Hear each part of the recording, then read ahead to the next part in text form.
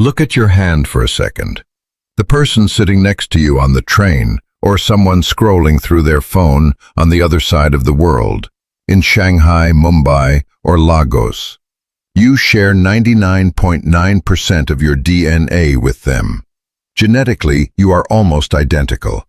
Same species, same ancestors, same evolutionary journey that nearly came to an end 90,000 years ago, when barely any humans clung to survival. So here is the question that keeps historians and anthropologists awake at night. If we are all fundamentally the same, why did we build such radically different civilizations? Why did Europeans develop feudal kingdoms with stone castles, while Chinese emperors ruled through a centralized bureaucracy stretching across thousands of miles? Why did Asian society preserve ancient philosophical traditions for millennia, while European thought went through dramatic revolutions every few centuries? Why did one continent develop gunpowder for fireworks and celebrations, while another used it to conquer the world? These are no small differences. We are talking about fundamentally distinct ways of organizing society, of understanding reality, of expressing spirituality, and of interacting with nature. Same species, same brain capacity, radically different outcomes. If you are using this to fall asleep, that is perfect. That is exactly why I make these videos. So feel free to subscribe and let me know where you are watching from and what time it is. I read the comments and it is fascinating.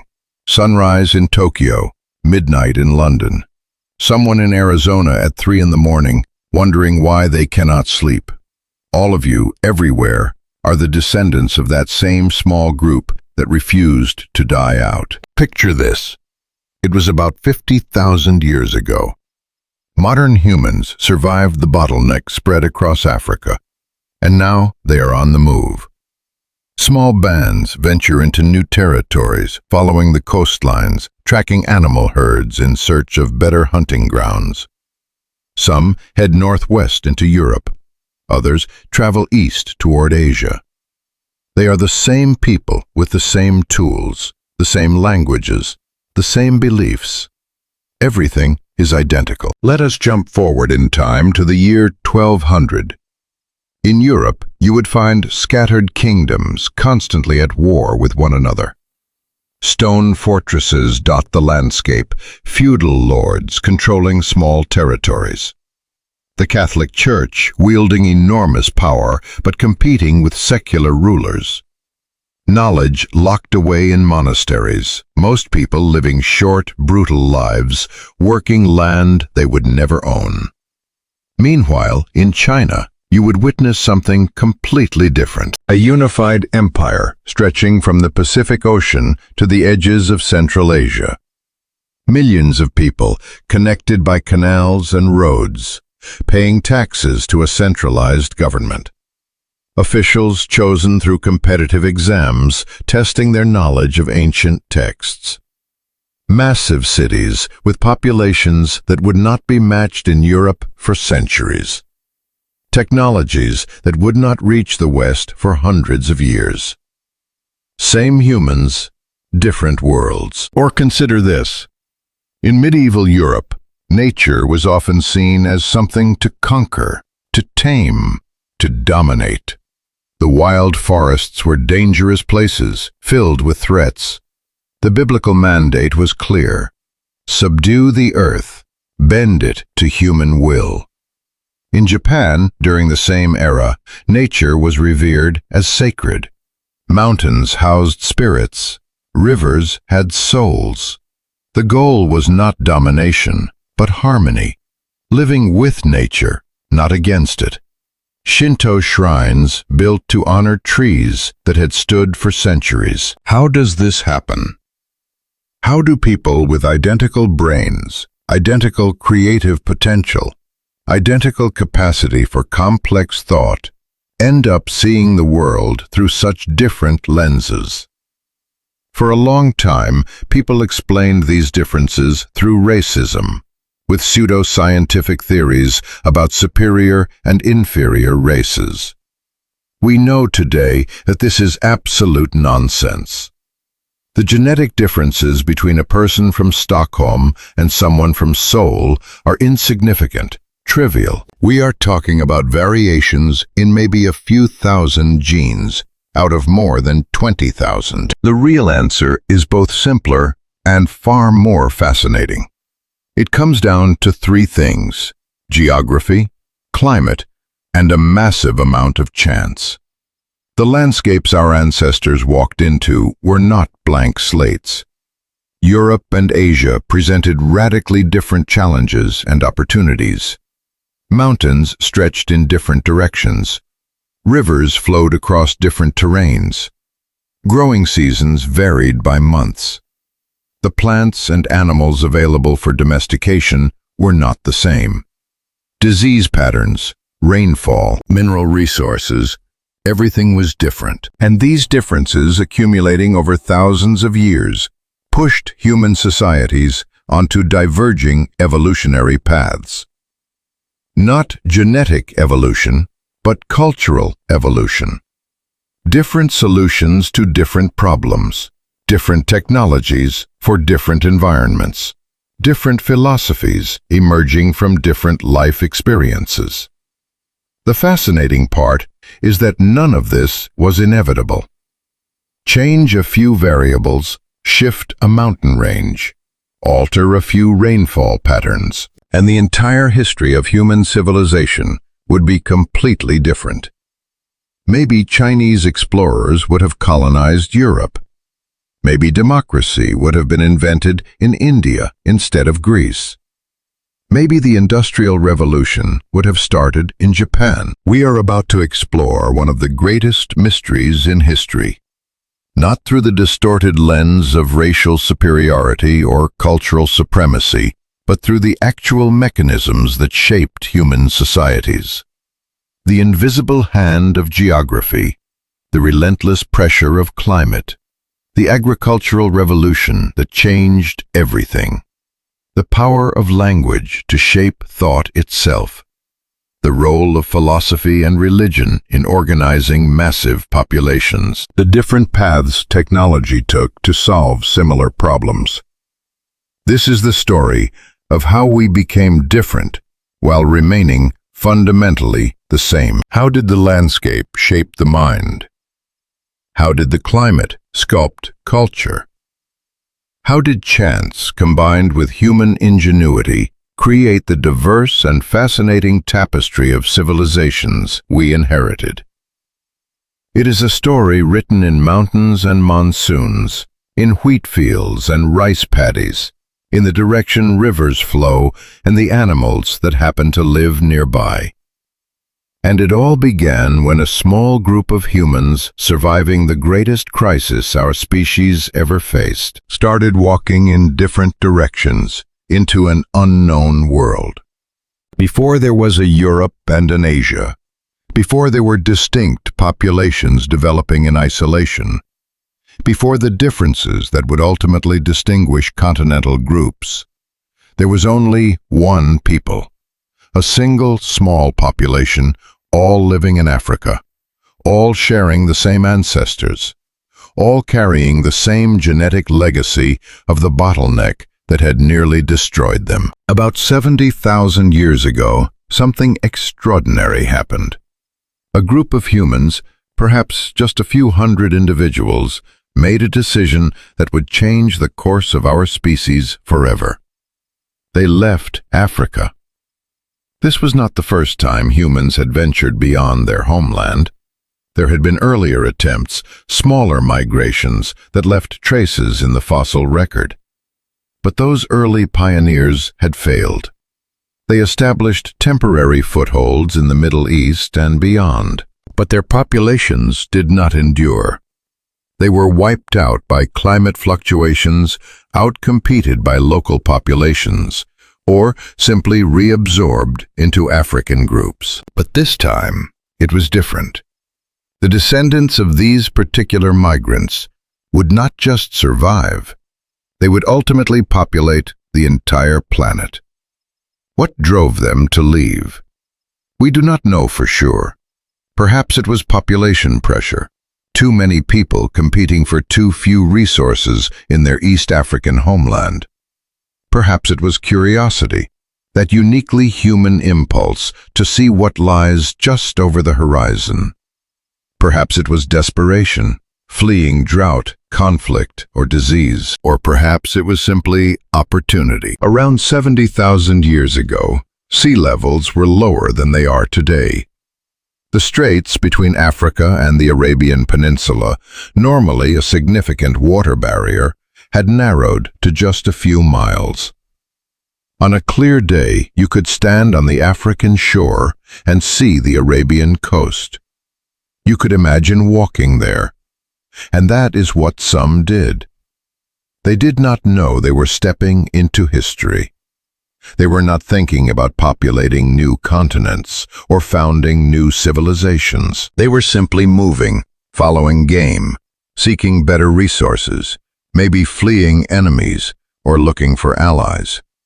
But with every step away from Africa, they began a journey that would reshape human evolution. The initial migration probably happened in waves, not all at once. Small groups crossing when conditions were right, establishing camps on the Arabian side, then returning or pushing further. Eventually, some groups stopped going back. They found territories they liked, resources they could exploit. They settled, and then they kept moving. In just a few thousand years, which is remarkably fast in evolutionary terms, these migrants had spread along the coast of the Arabian Peninsula and into South Asia. They were not traveling inland yet. The interior regions were still too harsh, too dry, filled with deserts and mountains that would have been deadly for small groups with limited technology. Instead, they followed the coasts. This is what anthropologists call the coastal migration hypothesis. These early immigrants stayed close to the ocean, exploiting marine resources, following shorelines that gave them reliable access to food and water. Archaeological sites from this period show evidence of shellfish consumption, fish bones, the remnants of a maritime economy that supported human expansion. But here's where the story splits. Somewhere in South Asia, perhaps around what is now Pakistan or India, the single migratory stream divided into two main branches. It was a crossroads, a decision point. Some groups turned northwest, following the coasts and river valleys toward the Middle East and eventually Europe. Others turned east, heading along the southern coasts of Asia toward Southeast Asia, China, and ultimately beyond. This was the moment the European and Asian populations began their separate journeys. But remember, at this stage, they were still the exact same people. Genetically identical, culturally similar, speaking related languages, using the same technologies. They were not choosing different destinies. They were simply walking in different directions. The groups heading toward Europe found a world in transition. Ice Age conditions were fluctuating. Massive glaciers covered the northern regions. Steppes and grasslands dominated areas that are now forests. And scattered across this landscape were the Neanderthals, those robust, cold-adapted humans who had lived in Europe for hundreds of thousands of years. The newcomers were not dominant. They were not superior. They were strangers entering someone else's territory. The archaeological record shows they initially occupied marginal areas, coastal regions, and river valleys that the Neanderthals had not fully exploited. They were refugees, really, climate migrants, trying to carve out a living in a land already occupied. The groups heading east encountered different challenges. Warmer climates, dense forests in some areas, open grasslands in others, different animals, different plants. And eventually they would meet the Denisovans, those mysterious Eastern relatives who had adapted to Asian environments over hundreds of millennia. Both groups were small. Genetic analysis suggests the founding population heading into Europe might have numbered only a few hundred individuals. The Eastern group was likely similar in size. These were not massive migrations. They were tiny bands of pioneers, family groups, tied by kinship, carrying everything they owned, venturing into unknown territories with zero guarantee of survival. And this is where genetics starts telling us something crucial about why Europeans and Asians would eventually develop differently. When you have small founding populations, you get what geneticists call founder effects and population bottlenecks. Not every genetic variant from the original African population makes it into the migrating groups. It is like pouring a bag of mixed marbles through a narrow funnel. Some colors make it through, others do not, purely by chance. That means the Europe-bound group and the Asia-bound group, despite starting from the same source population, were already carrying slightly different subsets of human genetic variation. Not major differences, not different species, but subtle variations that would amplify over time. Then came isolation. This is the key. For tens of thousands of years, these two populations were almost completely separated from one another. The European group was thousands of miles to the west, adapting to Ice Age conditions, interbreeding with Neanderthals, developing its own survival strategies. The Asian group was thousands of miles to the east, adapting to completely different environments, interbreeding with Denisovans in some regions, facing its own unique challenges. There was no internet, no trade routes connecting distant continents, no way for innovations developed in one population to spread quickly to the other. If a European group found a better way to hunt mammoths, that knowledge stayed in Europe. If an Asian group developed new fishing techniques, those techniques stayed in Asia. Imagine the world they inhabited. No cities, no countries, no borders, no customs checkpoints. Just endless wilderness. Forests stretching from one horizon to the other. Grasslands where animal herds roamed in numbers that would be unimaginable today. Mountains that had never known a human footstep. Rivers that flowed untouched by human hands. And scattered across this vast emptiness were tiny bands of humans. Maybe 30 people here, 50 people there, separated by hundreds of miles, living their entire lives without ever meeting a stranger.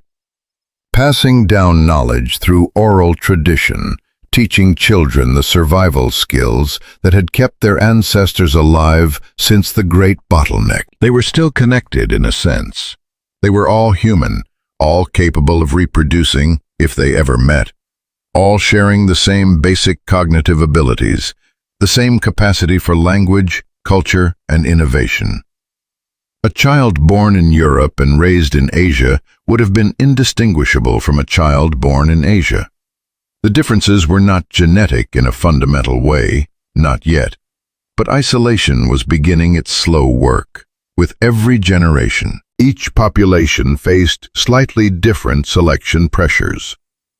European groups had to deal with the cold, seasonal extremes, large and dangerous animals. Natural selection favored the traits that helped with those challenges. Asian groups faced their own pressures, different climates, different resources, different survival problems. Natural selection responded accordingly. And slowly, imperceptibly, over thousands of generations, the two populations began to drift apart, not in their fundamental humanity, not in their core capacities, but in subtle frequencies of genetic variance, in minor physical adaptations, in the cultural solutions they developed for environmental challenges. It was not planned. Nobody was trying to create different populations.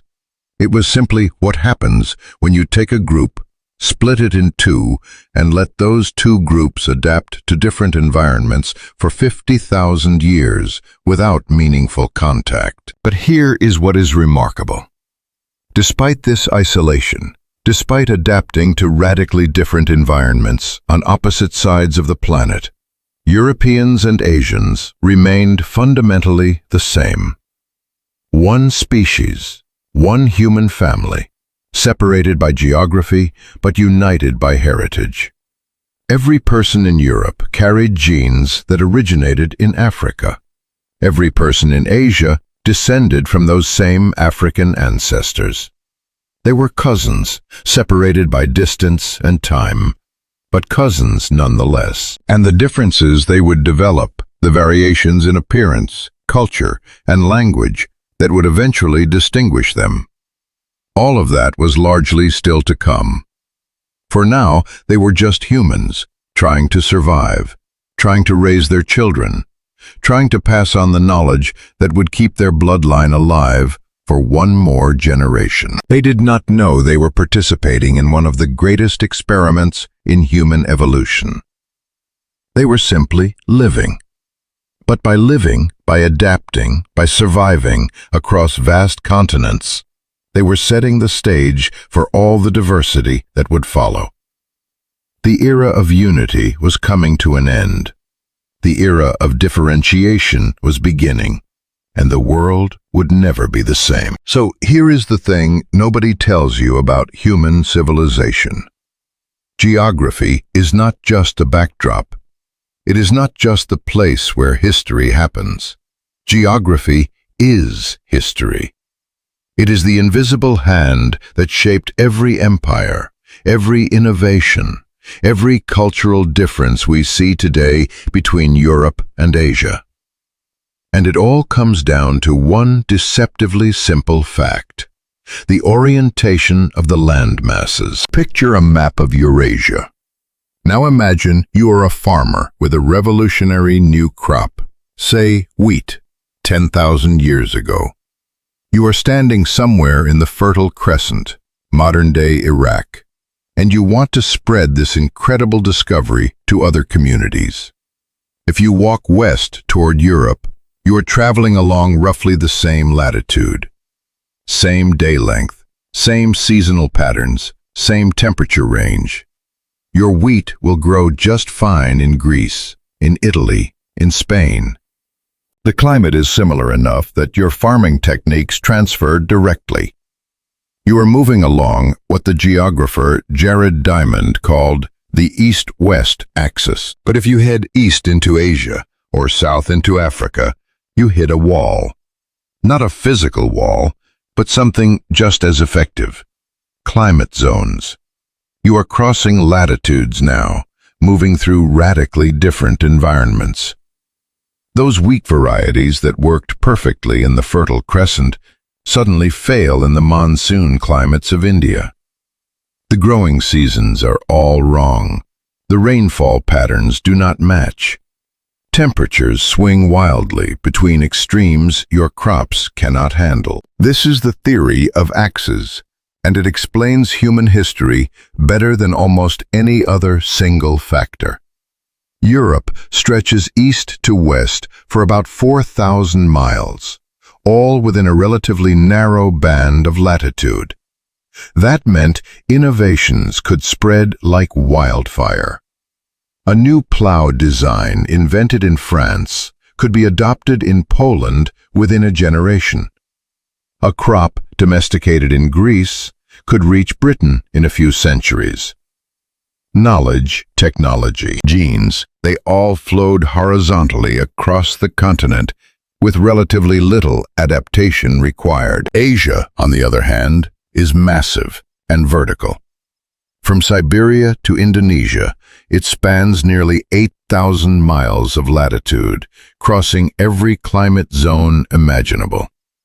Arctic tundra, temperate forest, scorching desert, tropical jungle. An innovation that worked in Mongolia was useless in Vietnam.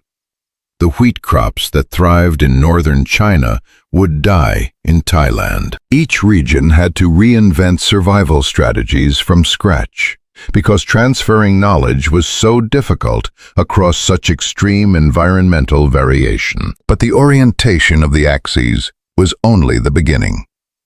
The real story lies in the barriers, the geological features that turned Eurasia into a continent of isolated pockets rather than a unified whole. Start with the Himalayas. Not just the highest mountain range on Earth, but the most effective barrier to human migration ever created by geology. For millions of years, the Indian subcontinent slowly collided with Asia, pushing up these impossible peaks that separate South Asia from East Asia, like a wall built by gods.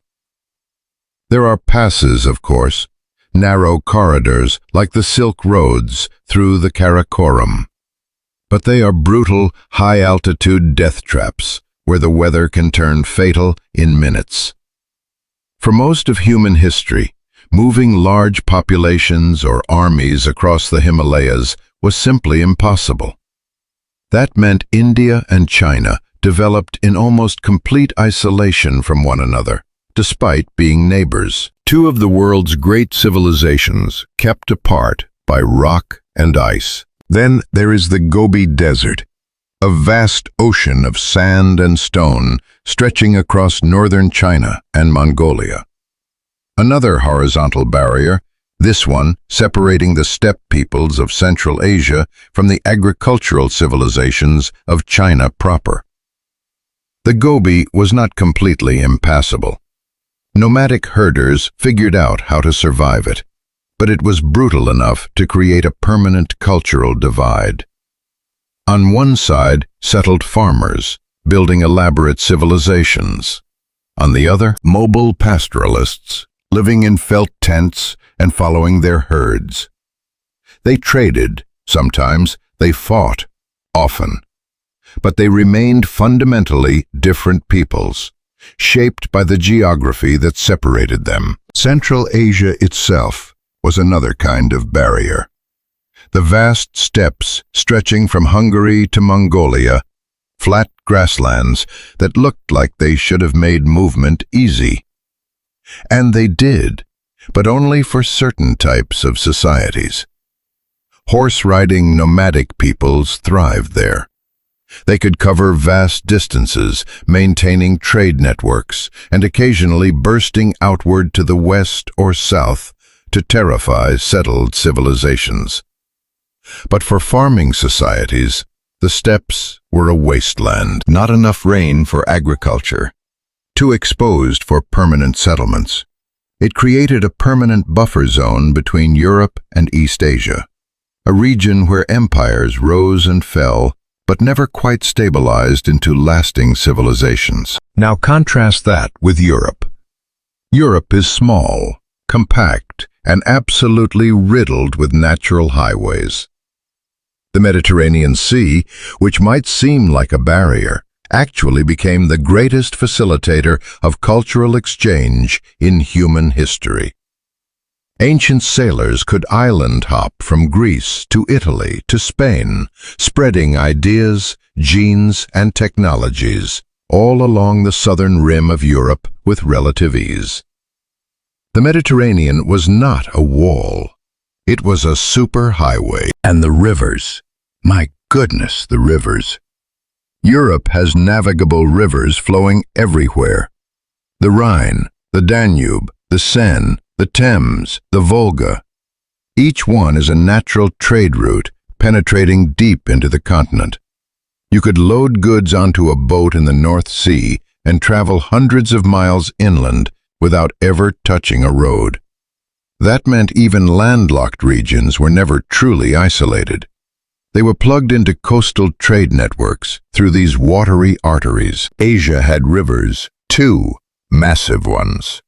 The Yangtze, the Yellow River, the Ganges, the Mekong. But they flowed mostly north to south, parallel to one another, rather than linking different regions together. They facilitated unity within regions.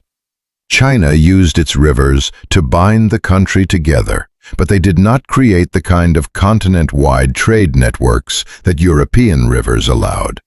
Each river system created its own sphere of civilization, largely isolated from the others. The coastlines tell their own story. Europe has an incredibly convoluted coastline for its size. Peninsulas jutting out everywhere, islands scattered offshore, deep bays and natural harbors. This geographical reality practically forced Europeans to become sailors. If you lived in Greece, Scandinavia, or Portugal, you were never more than a short distance from the ocean. Fishing, trading, exploring by sea. These were not luxuries, they were necessities. European culture became fundamentally maritime-oriented, toward the sea as both a resource and a highway. Continental Asia, with the exception of the southern and eastern coasts, is different. Vast, landlocked regions where the ocean is a distant concept. Central Asia, the Tibetan Plateau, Western China. These are places where people could live entire lives without ever seeing salt water.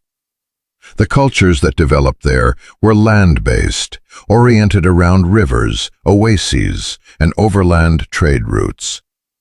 Even in coastal regions like India and China, the sheer size of the landmass meant maritime culture was just one option among many, not the defining characteristic of the civilization. This created fundamentally different approaches to expansion and trade. Europeans, confined to a relatively small continent with easy access to water, looked outward. The age of discovery was no accident. It was geography manifesting as history.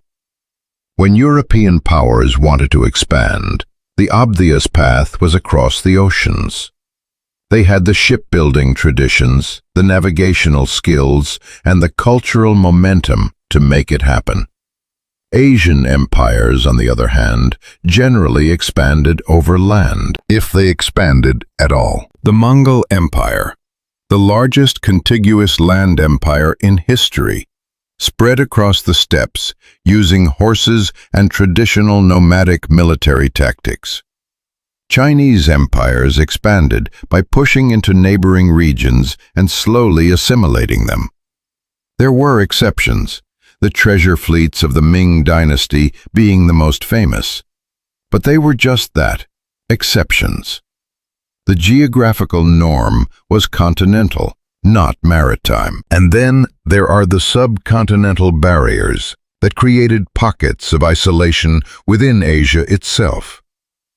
The jungles of Southeast Asia, dense rainforests that made communication between regions incredibly difficult. The Indonesian archipelago, thousands of islands, creating thousands of micro-environments, each developing its own languages and cultures.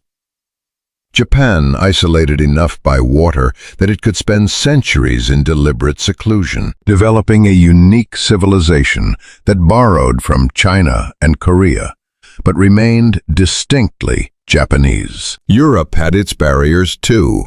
The Alps, the Pyrenees, the English Channel. But they were smaller, more permeable.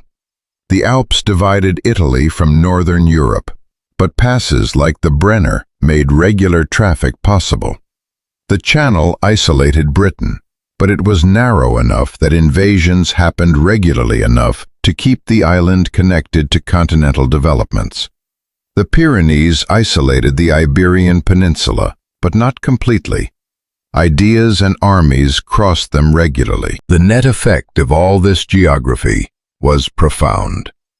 Europe developed as a collection of competing but constantly interacting cultures. States that fought endlessly, but also traded, intermarried, and stole each other's innovations. The competition drove innovation because no single power could permanently dominate. The barriers were high enough to allow distinct cultures to form, but low enough that those cultures were in constant contact. Asia developed as a collection of civilizational spheres, each massive and largely self-sufficient. China, India, the Islamic world, Southeast Asia. Each developed sophisticated civilizations that could last for millennia without fundamental outside influence. When these spheres interacted, usually through trade along routes like the Silk Road, the exchange was profound but intermittent. Long periods of isolation, punctuated by bursts of contact. This geographical reality shaped everything that followed. It determined which crops spread, which technologies were adopted by whom, which ideas circulated, and which stayed local. It even shaped military history. European armies constantly fought one another, driving rapid innovation in weapons and tactics. Asian powers often faced different challenges, managing vast territories, defending against nomadic raiders, maintaining control over diverse populations. None of this was destiny. Geography did not determine outcomes. It shaped probabilities. It made certain developments more likely and others less so. A civilization could work against its geographical constraints. Japan becoming a maritime power despite its isolation. China building the Grand Canal to connect the north and south. But those achievements required massive effort precisely because they went against the grain of the land. And here is what makes all of this so fascinating. The people living through it did not know they were being shaped by geography. They just knew that the neighbors over the mountains spoke a different language, that the people across the sea had strange customs, that moving goods from here to there was easy or difficult, depending on the route. They lived the effects without understanding the cause. But we can see it now, the invisible hand of geography pushing populations this way and that, channeling human creativity and ambition along paths determined by ancient tectonic forces. The earth shaped the people, and the people shaped their civilizations according to the possibilities the earth provided. And that was just the physical geography. Wait until you see what climate did to human development. Because temperature, rainfall, and seasons were about to create even deeper divisions between populations that had started out identical. Now picture this.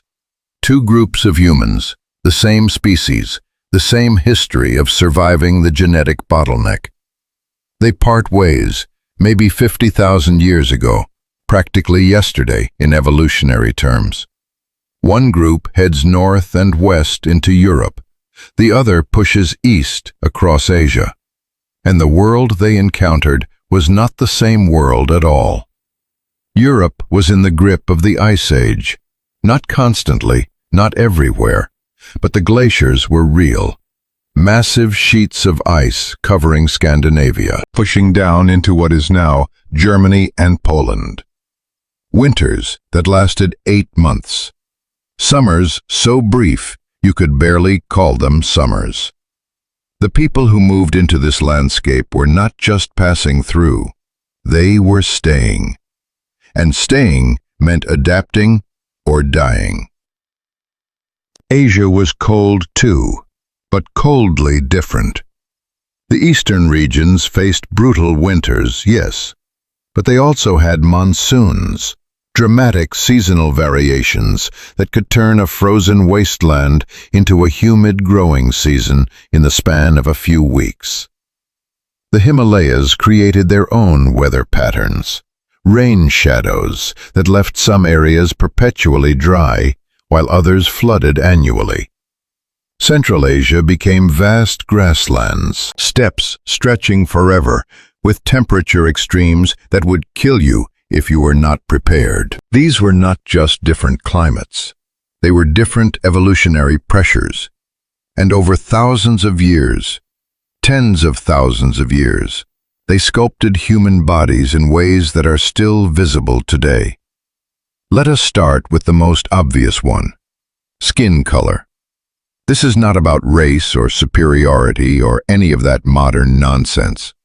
This is purely and simply about survival. The color of your skin is essentially a climate adaptation device, a biological response to one of the most critical challenges humans faced as they spread across the planet.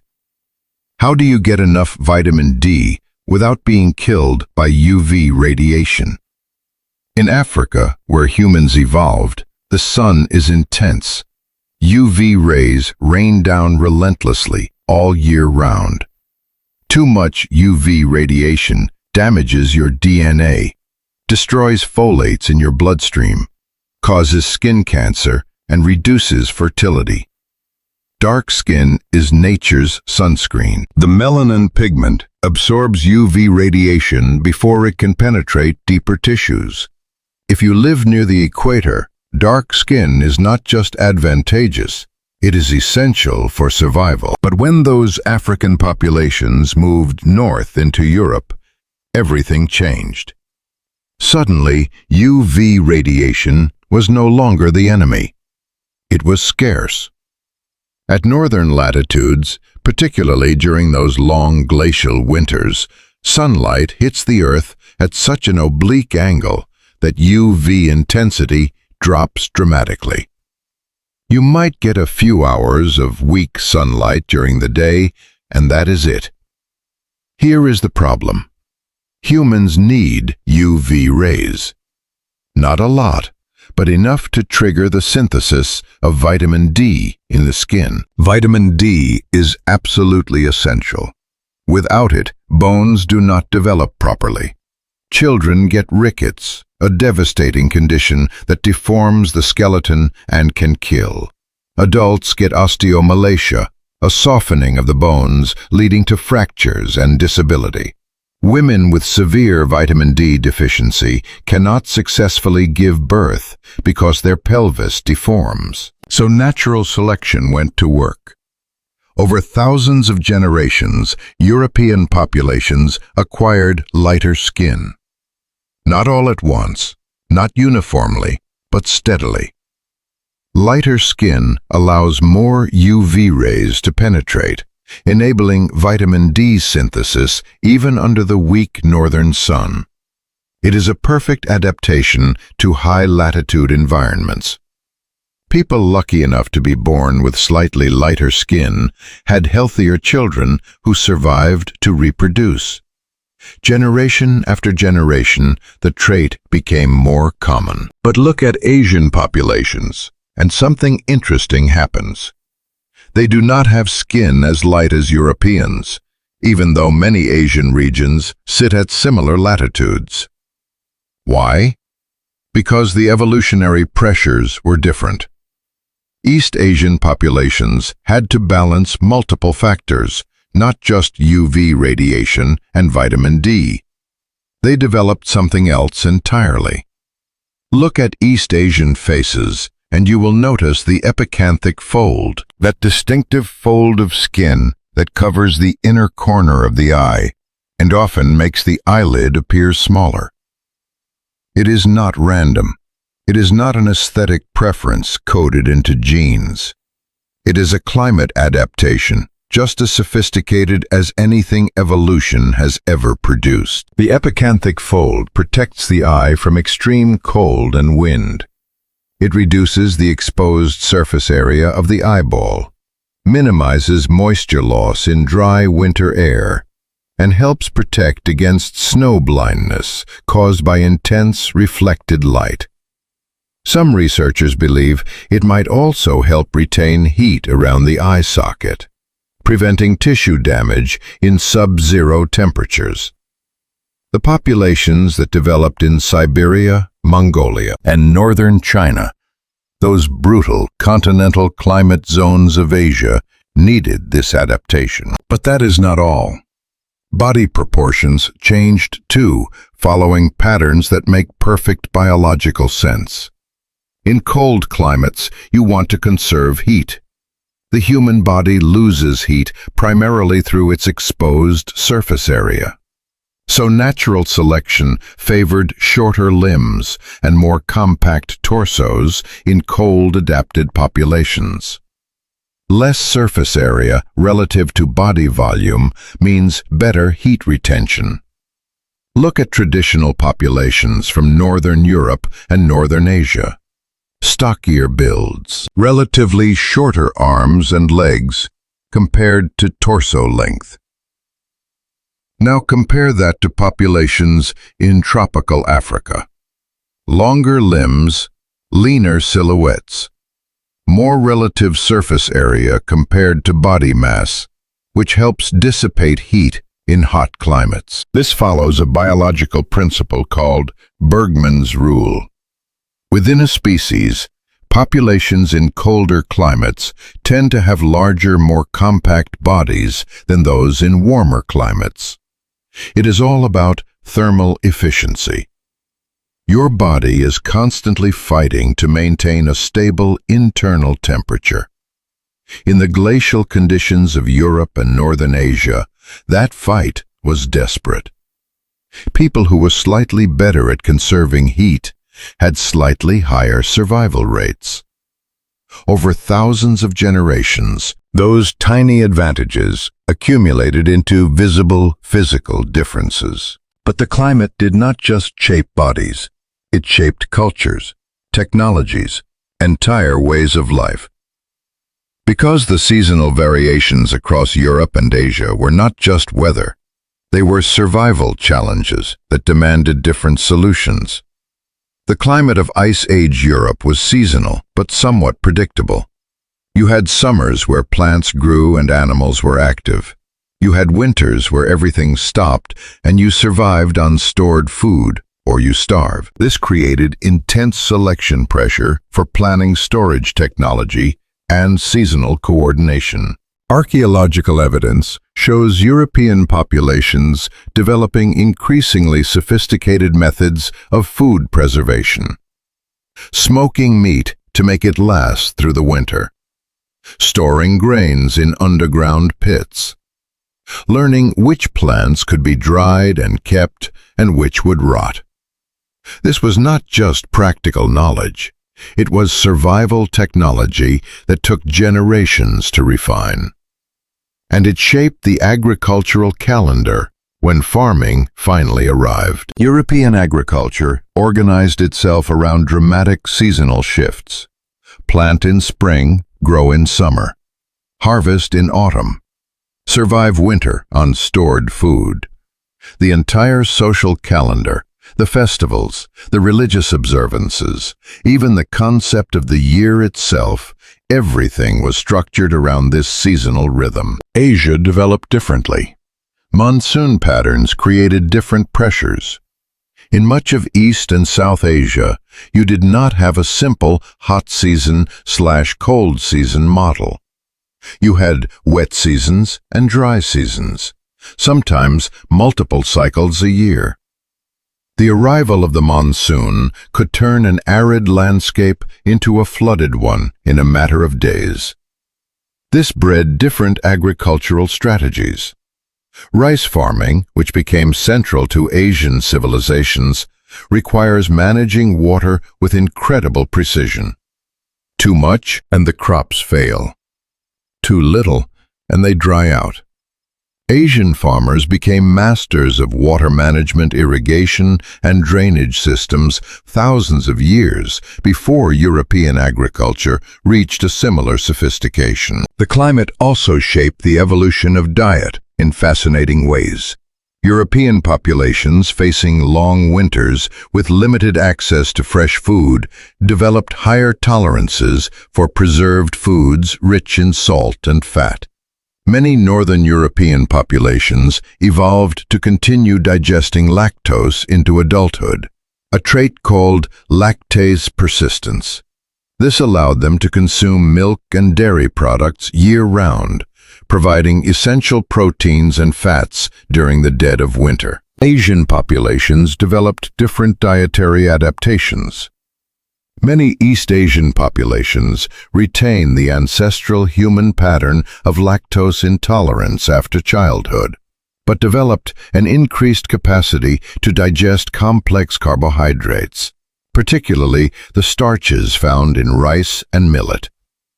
Certain populations evolved genetic variants that help process plant-based diets more efficiently, allowing them to thrive on grain-heavy cuisines.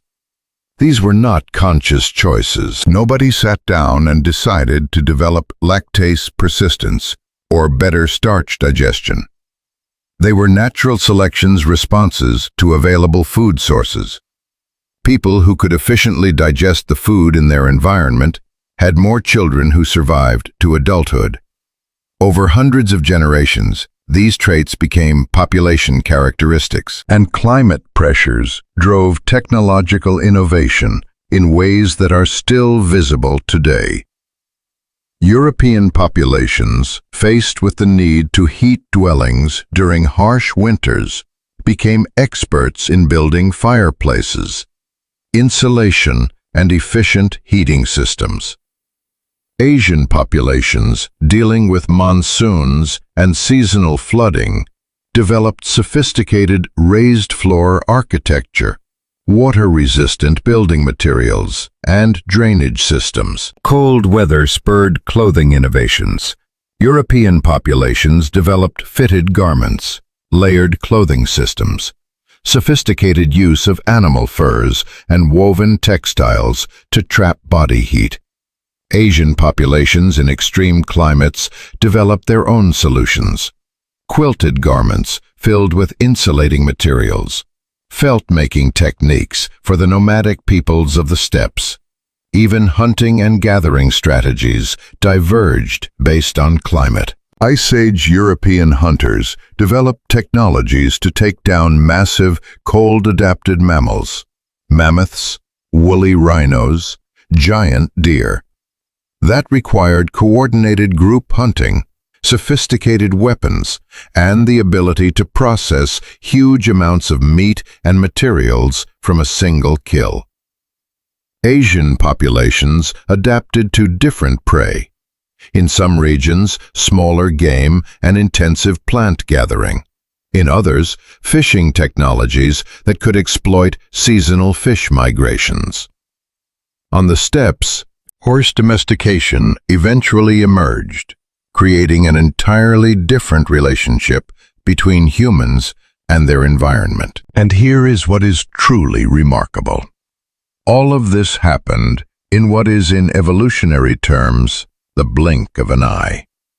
For those early migrations, it represents about 2,000 to 3,000 generations. In that span of time, populations went from being physically indistinguishable to displaying obvious, visible differences. Yet they remained the same species. They could still interbreed. They still shared the vast majority of their DNA. The differences, while real and visible, were superficial adaptations to local conditions.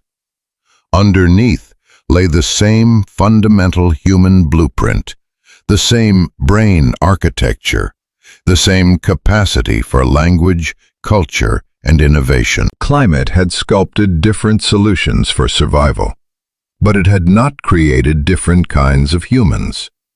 It had created adapted humans, populations tuned to their environments through the relentless logic of natural selection.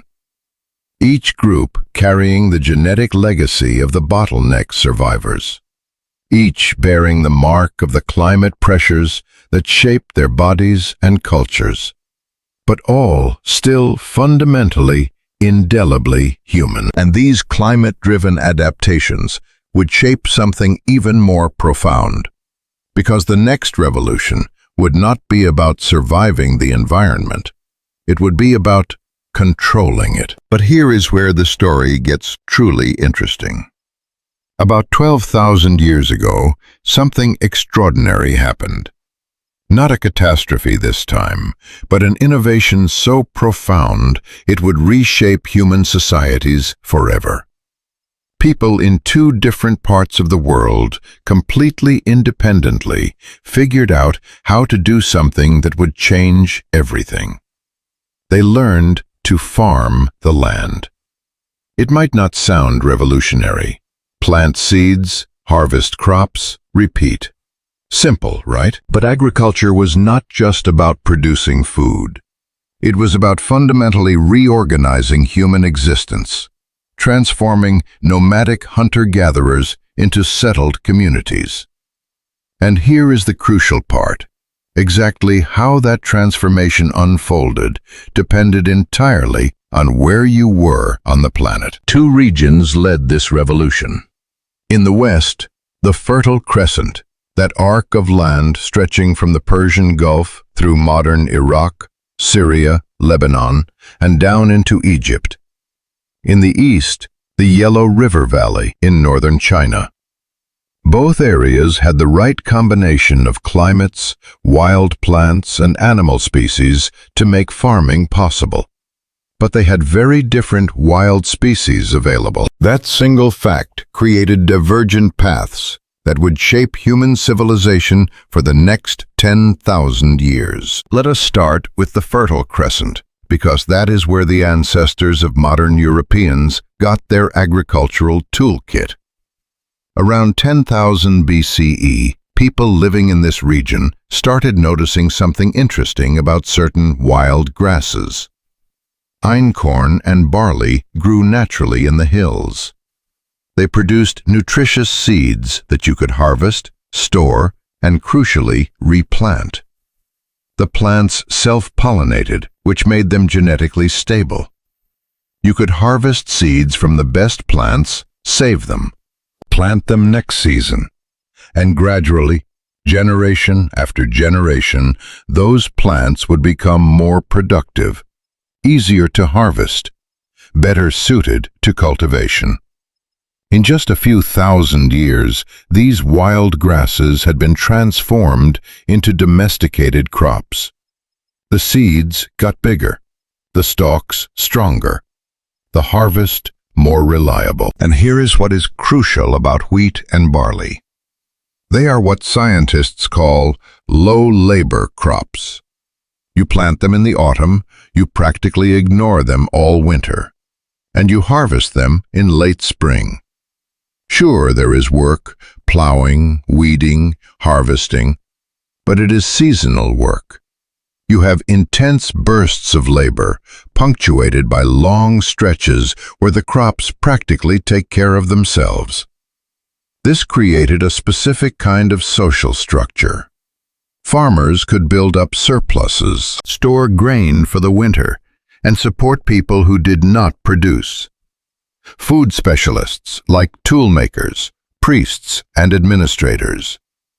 But because the work was seasonal and individual families could manage their own fields, there was room for independent landowners, small farmers, who controlled their own production. Now let us travel east to the Yellow River Valley. Different geography, different climate, completely different wild plants available. The people here figured out how to grow two main crops, foxtail millet and rice. Rice, in particular, would become the foundation of East Asian civilization. But farming rice is nothing like farming wheat. Nothing at all.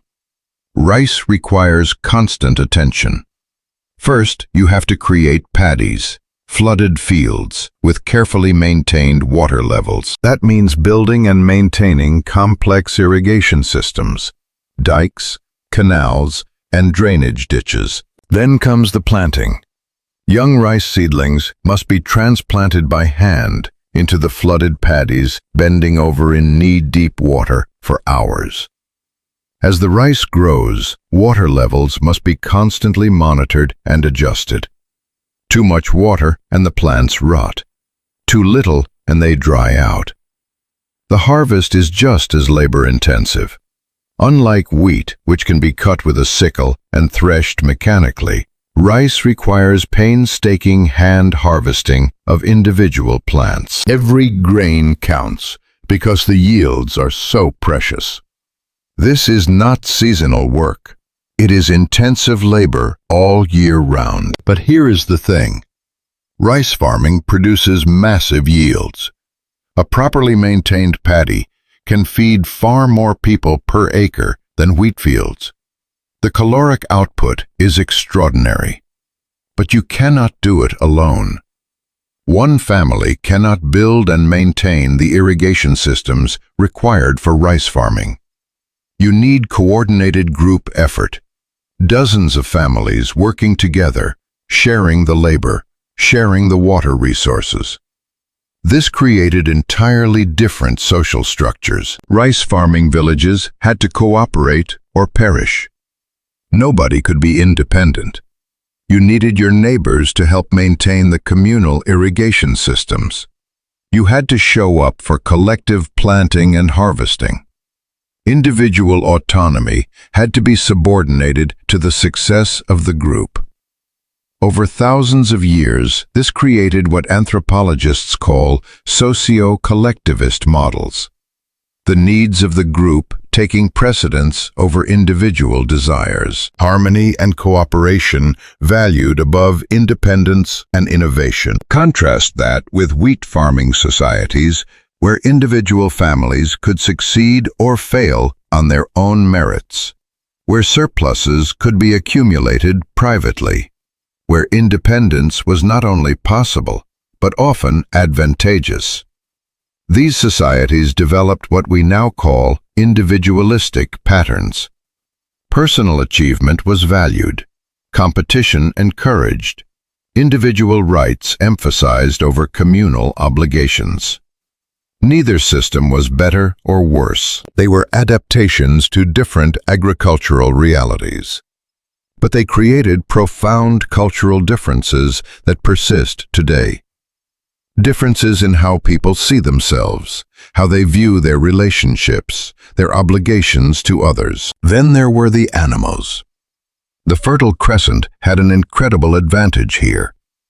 Within a radius of a few thousand miles, you had aurochs, wild cattle that could be domesticated, wild sheep and goats in the hills, wild horses on the steppes, wild pigs in the forests.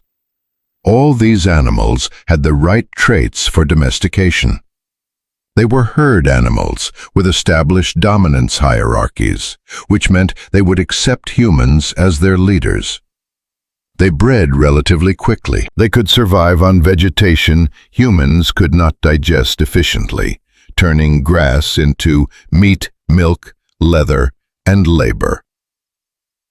By 8000 BCE, farmers in the Fertile Crescent had domesticated all these species. This gave them massive advantages.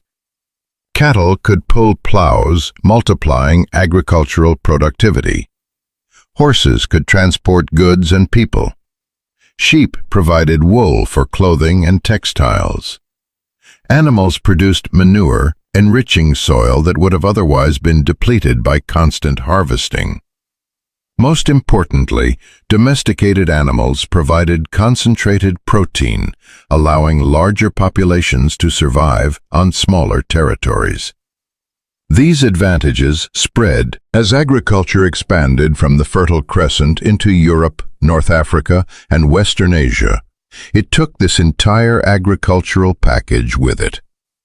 Wheat and barley, cattle and sheep, plows and wagons.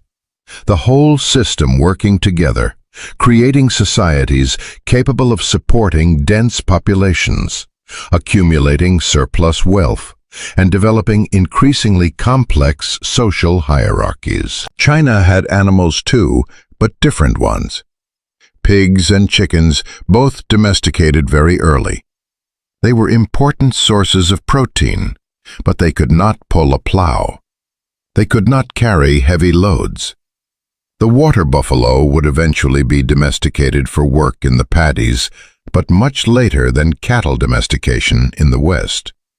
Horses existed in China, but they were always relatively rare, more valuable as a military asset than an agricultural tool. This meant Chinese agriculture remained more labor-intensive, relying on human and animal muscle rather than human and bovine power. More people were needed per acre of farmland. This was not necessarily a disadvantage. Remember, rice produces enormous yields.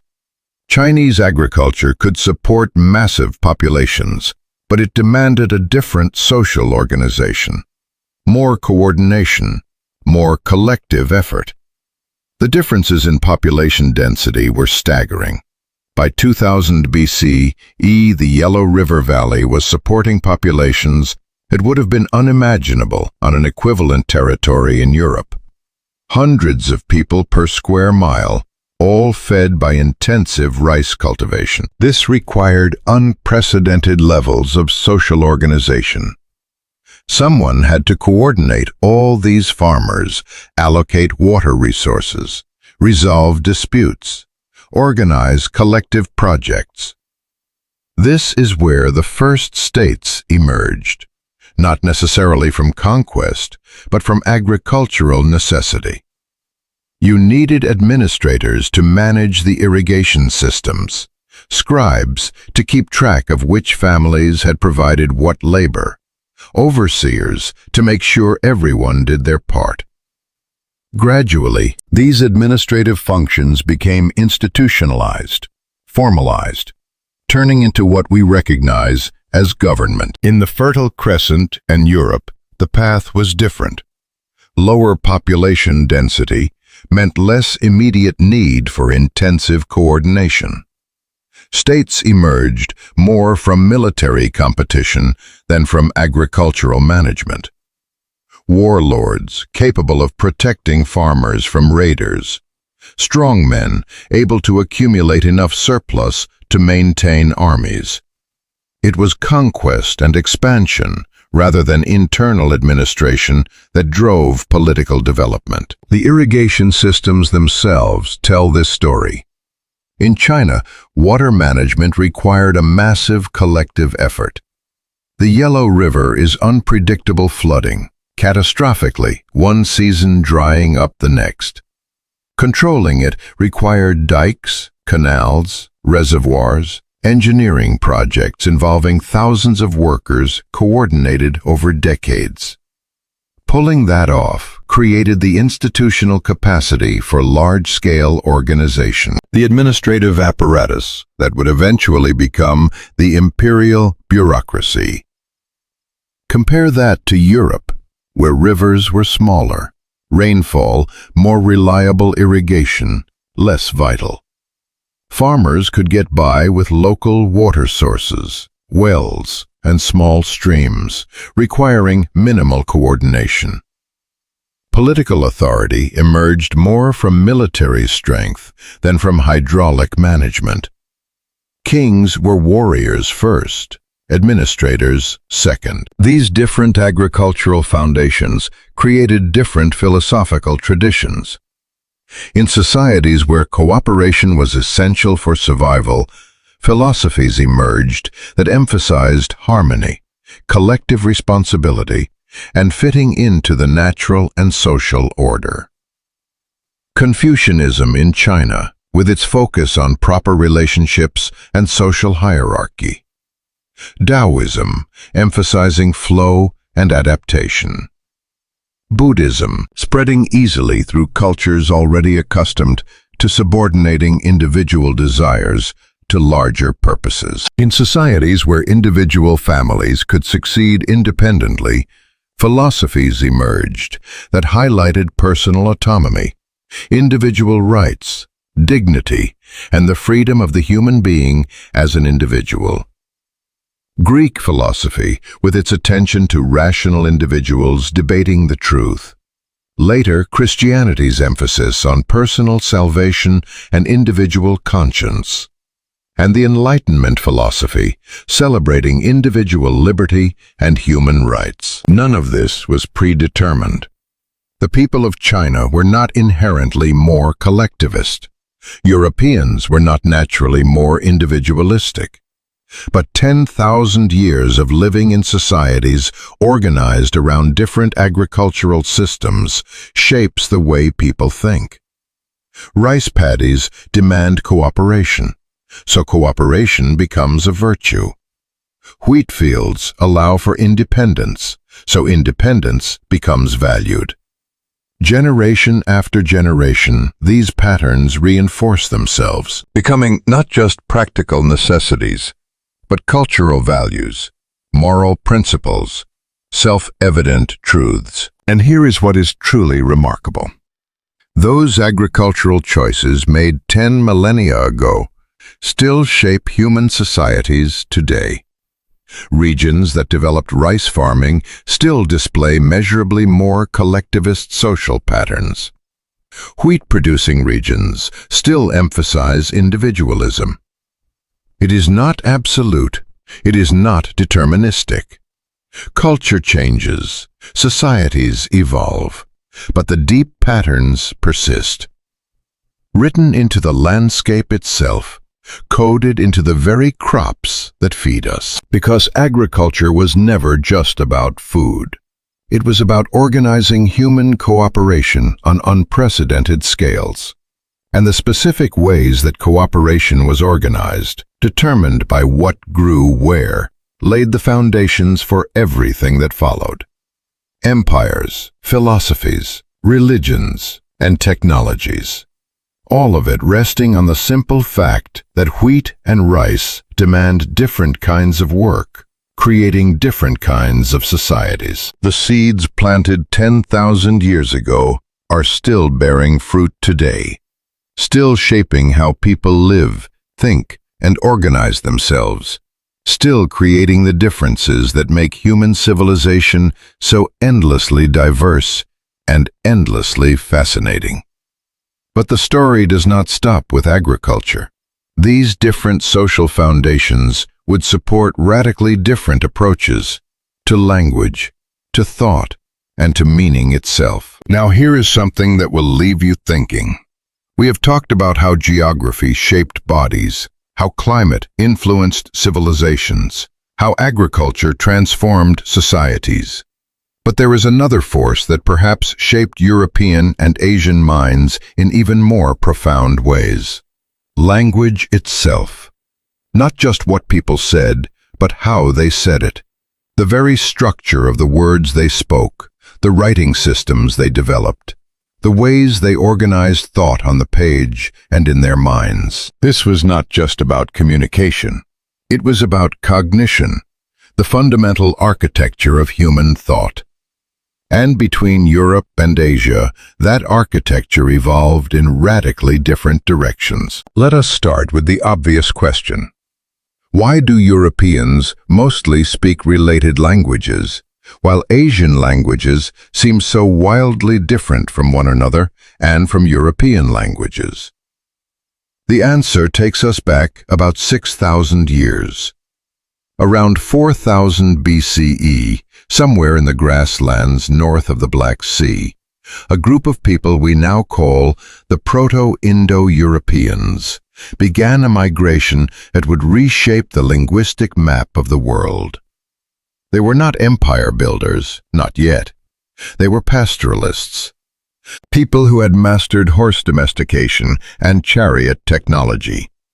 And those two innovations gave them something unprecedented mobility. Over the span of about 2,000 years, their descendants had spread from Ireland all the way to India. Everywhere they went, their language went with them.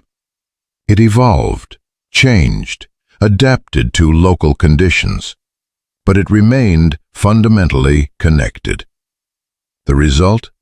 Modern English, German, French, Spanish, Russian, Hindi, Persian. They are all cousins, all descendants of that original Proto-Indo-European tongue. You can see the family resemblance in the most basic words. Mother is mater in Latin, meter in Greek, matar in Hindi. Father is pater, brother is bratar. 3 is tres. The ties are deep, embedded in the very fabric of how hundreds of millions of people speak today. But here is what is fascinating. This massive linguistic expansion did not happen the same way in Asia. China had its own linguistic revolution, but it went in a completely different direction. The Sino-Tibetan language family, which includes Chinese and hundreds of related languages, remained more geographically contained. It spread, yes, but it also fractured in different ways. Chinese itself split into dozens of mutually unintelligible dialects, languages spoken so differently that a person from Beijing and a person from Guangzhou could not understand each other at all when speaking. Yet they could read the exact same texts.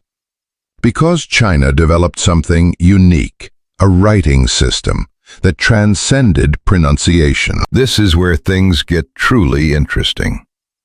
Europe and the Middle East developed alphabetic writing systems, letters that represent sounds.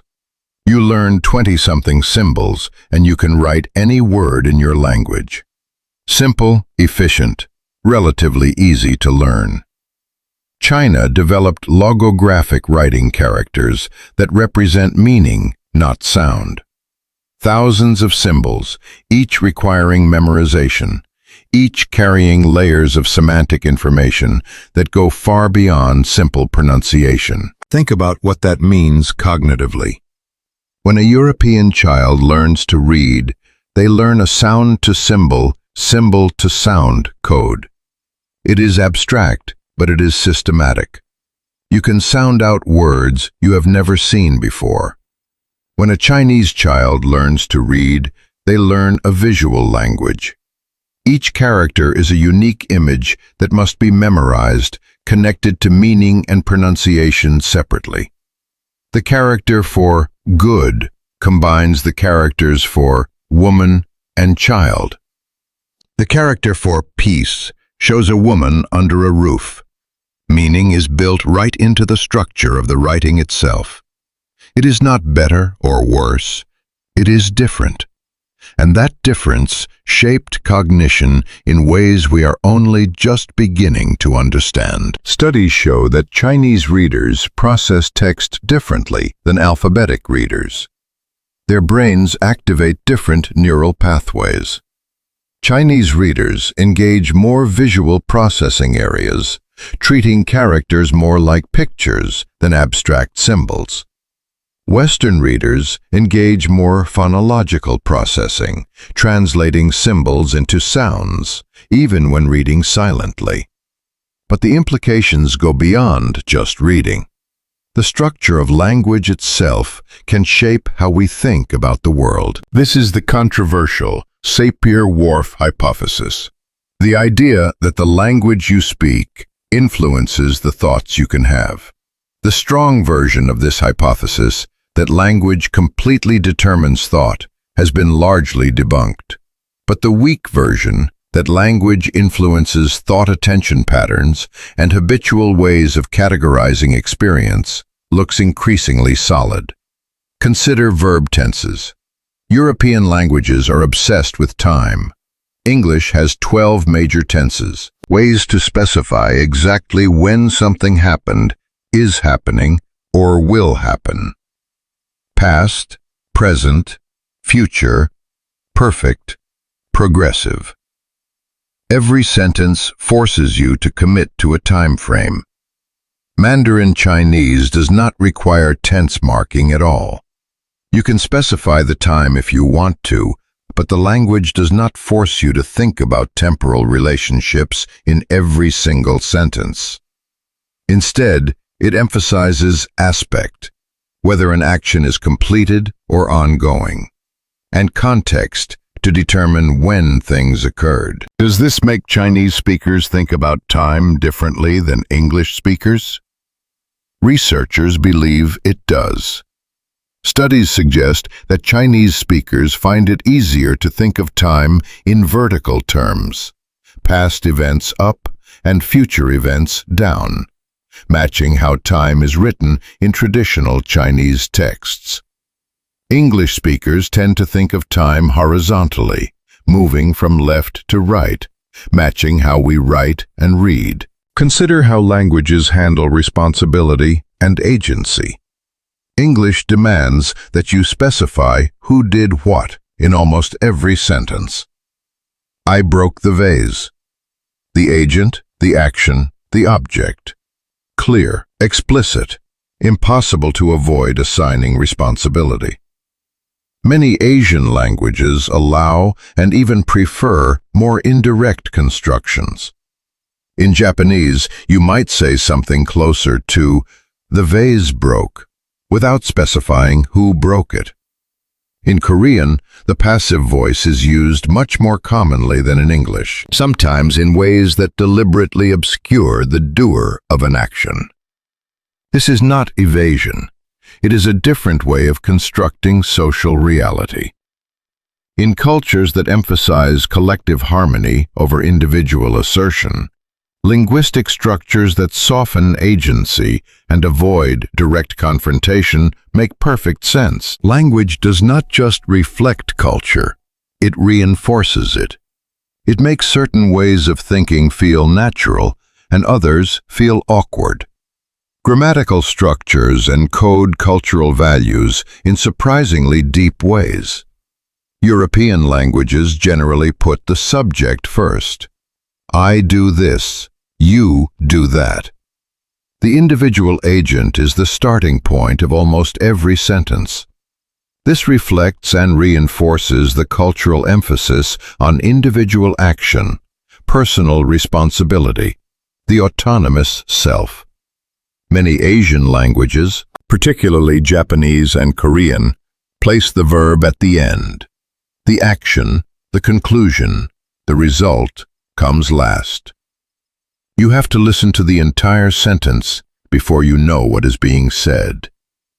This encourages patience, attention to context, taking all factors into consideration before jumping to conclusions. Chinese places descriptive information before the thing being described. Big red old book, not old big red book. Modifiers come in a specific order, from general to specific, outside to inside. This reflects a cognitive pattern that moves from context to detail, from the big picture to the specific instance. None of this is deterministic. Chinese speakers can think individualistically. English speakers can think holistically. But the language you speak creates grooves in your thinking, paths of least resistance, default patterns that shape how you habitually process information. And then there is writing itself, the technology of preserving thought across time. The differences between alphabetic and logographic systems created diverging intellectual traditions that persisted for millennia. Alphabetic writing was democratic in a way logographic writing could never be. Once you knew your letters, you could write anything. Literacy was accessible to ordinary people. This is partly why Greece developed a philosophy emphasizing rational argument, why Christianity spread through written texts that anyone could theoretically read, why the European Enlightenment placed such emphasis on universal education and literacy. Chinese writing was, by its nature, elitist. Learning thousands of characters required years of study, generally demanding a formal education that peasants simply did not have. This created a class of scholar officials whose authority was partly based on their monopoly over literacy. The Chinese imperial examination system, which lasted for over 1,000 years, was built on this foundation. The masters of the written Chinese language became the administrators of the empire. But logographic writing also preserved meaning across vast dialectical differences.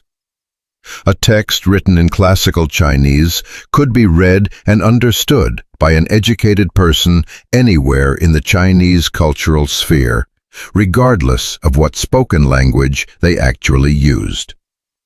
This created a cultural unity across geographical diversity that alphabetic writing could never achieve.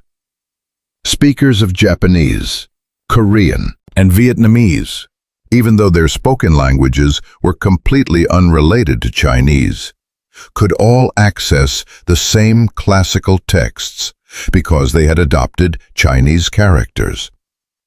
It created an East Asian intellectual community, a shared library of knowledge that transcended linguistic borders. Meanwhile, Europe's alphabetic systems were fracturing.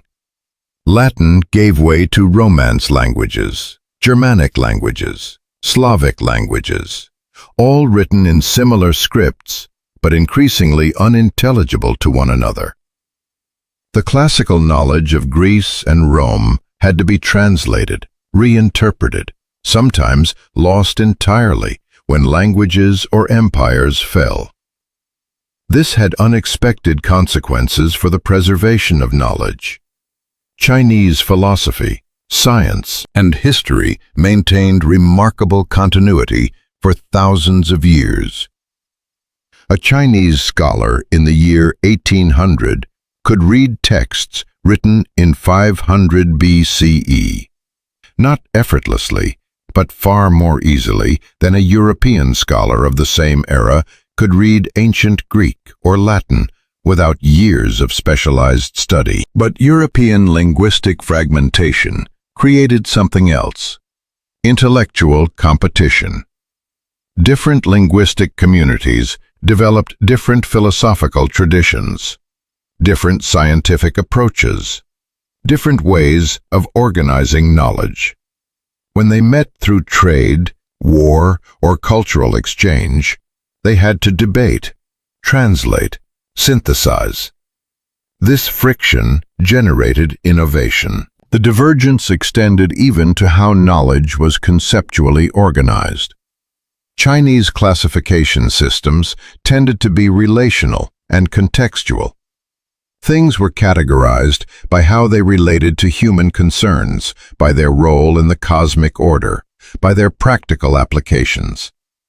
European classification systems, influenced by Greek philosophy, emphasized abstract categories and binary distinctions.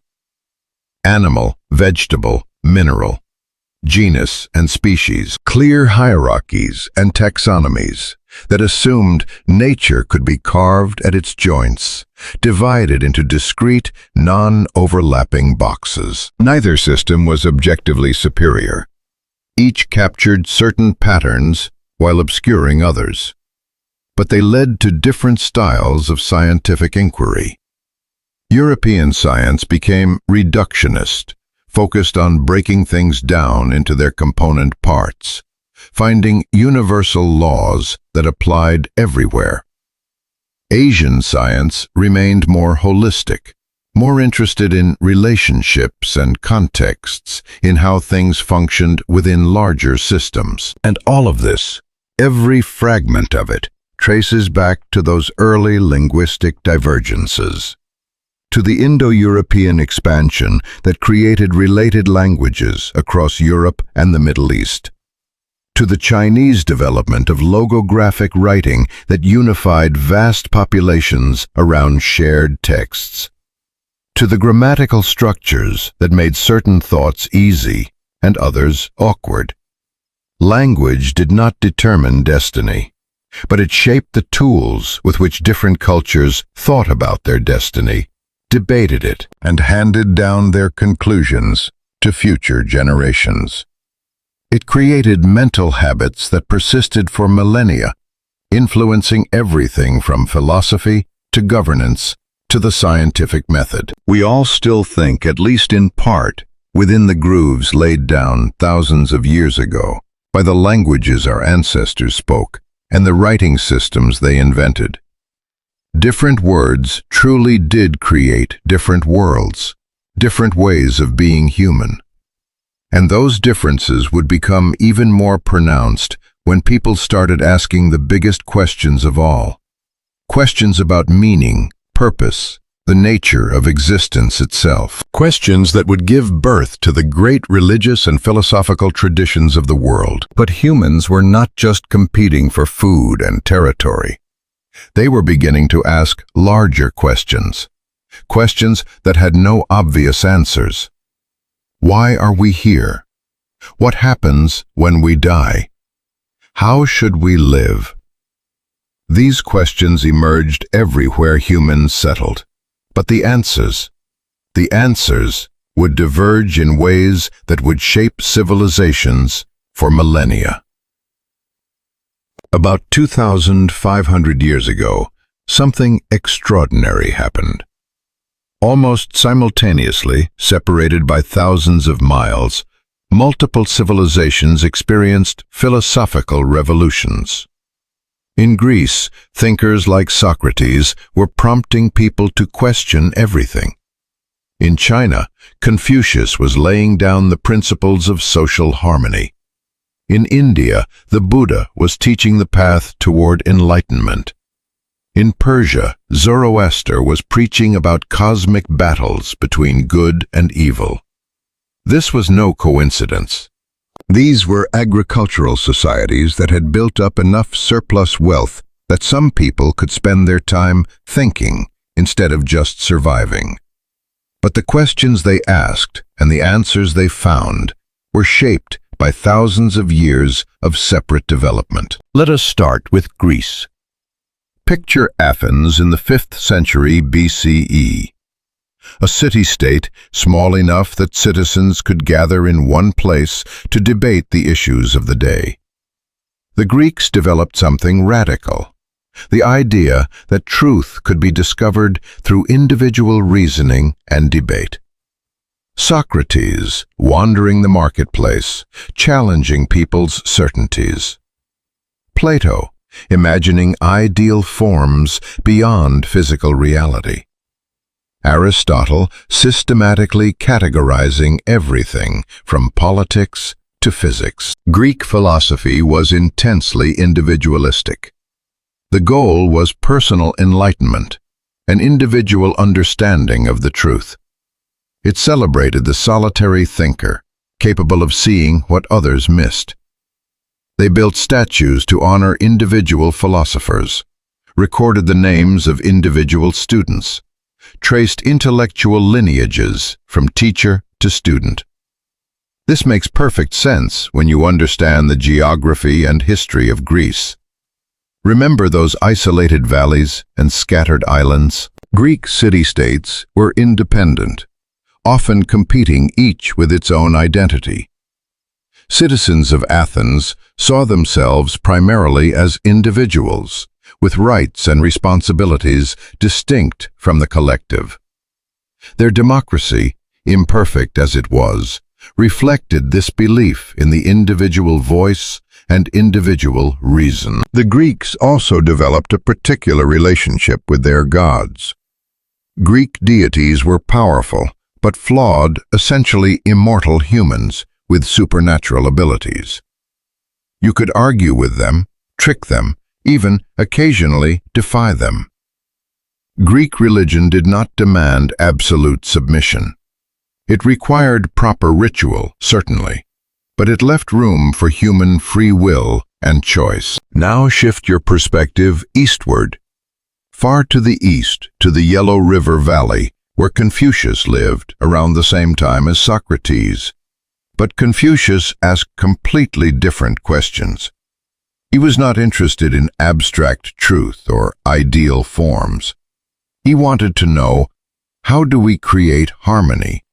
How do we maintain social order? How do we ensure that children respect parents, that subjects serve rulers, that everyone knows their place? Confucianism was not about individual enlightenment. It was about collective harmony. The fundamental unit was not the individual. It was the relationship. Father and son, husband and wife, ruler and subject, elder and younger, friend and friend. You could not understand yourself outside of these relationships. Your identity was defined by your position in the social web. This philosophy emerged from a very different environment than Greek individualism. The vast river valleys of China required massive coordination to manage irrigation, prevent floods, and defend against invasions. You could not have thousands of independent city-states debating philosophy. You needed unified hierarchies, clear chains of command, everyone working together toward collective goals. The teachings of Confucius emphasized filial piety, respect for ancestors, and social roles above individual desires. The good person was not someone who questioned everything like Socrates. The good person was someone who fulfilled their duties, who maintained harmony, who placed family and society above personal ambition. But China also produced something completely different: Taoism. If Confucianism was about order and structure, Taoism was about fluidity and naturalness. Laozi, perhaps a contemporary of Confucius, taught that the best way to live was to align with the Tao, the natural way of things. Do not force, do not struggle. Be like water, flowing around obstacles rather than confronting them directly. Taoism emerged from the same landscape as Confucianism, but represented a different response to it. Where Confucius saw the chaos of the warring states period and prescribed order, Taoist thinkers saw the futility of imposing human will on nature and society. They praised withdrawal, simplicity, harmony with natural rhythms over attempts to control them. These two things were not contradictory in Chinese thought. They were complementary. You could be a Confucian in your public life, maintaining proper relationships and social harmony, while being a Taoist in your private life, cultivating inner peace and naturalness. The Chinese mind could hold both, switching between them as situations demanded. Meanwhile, in India, another revolution was taking place. Buddhism emerged in response to the rigid caste system of Hinduism, but it took ideas in directions no one had anticipated. The Buddha's central insight was that suffering comes from attachment, from desire, from the illusion that we are separate, permanent entities. Enlightenment meant seeing through this illusion, reaching a state beyond suffering. But watch what happens when Buddhism travels. This is where things get truly interesting. Buddhism spread from India across Asia, but it transformed everywhere it landed, adapting to local conditions like a biological organism evolving in new environments. In Tibet, Buddhism merged with the indigenous Bon religion, creating Tibetan Buddhism, with its elaborate rituals, colorful iconography, and complex monastic systems. The harsh environment of the Himalayas, the isolation of mountain communities that shaped a form of Buddhism focused on intense meditation practices and elaborate visualization techniques. In China, Buddhism met Confucianism and Taoism, and had to adapt or perish. It could not reject family and social duties as it had in India. That would never work in Confucian society. So Chan Buddhism, which became Zen in Japan, developed teachings compatible with Confucian ethics while preserving Buddhist insights. It emphasized sudden enlightenment through meditation and paradoxical riddles, but it did not require abandoning social responsibilities. In Southeast Asia, Buddhism blended with Hindu cosmology and local spirit worship, creating the Theravada traditions that are distinctly different from their Indian origins. Temples became the centers of community life. Monks became teachers and counselors. Buddhist festivals incorporated local agricultural celebrations and ancestor veneration.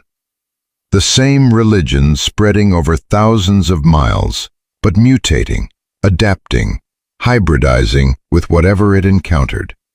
This is the genius of Eastern religious thought. This capacity to synthesize rather than replace, to add layers rather than tear down and rebuild. Compare that with Christianity spreading across Europe.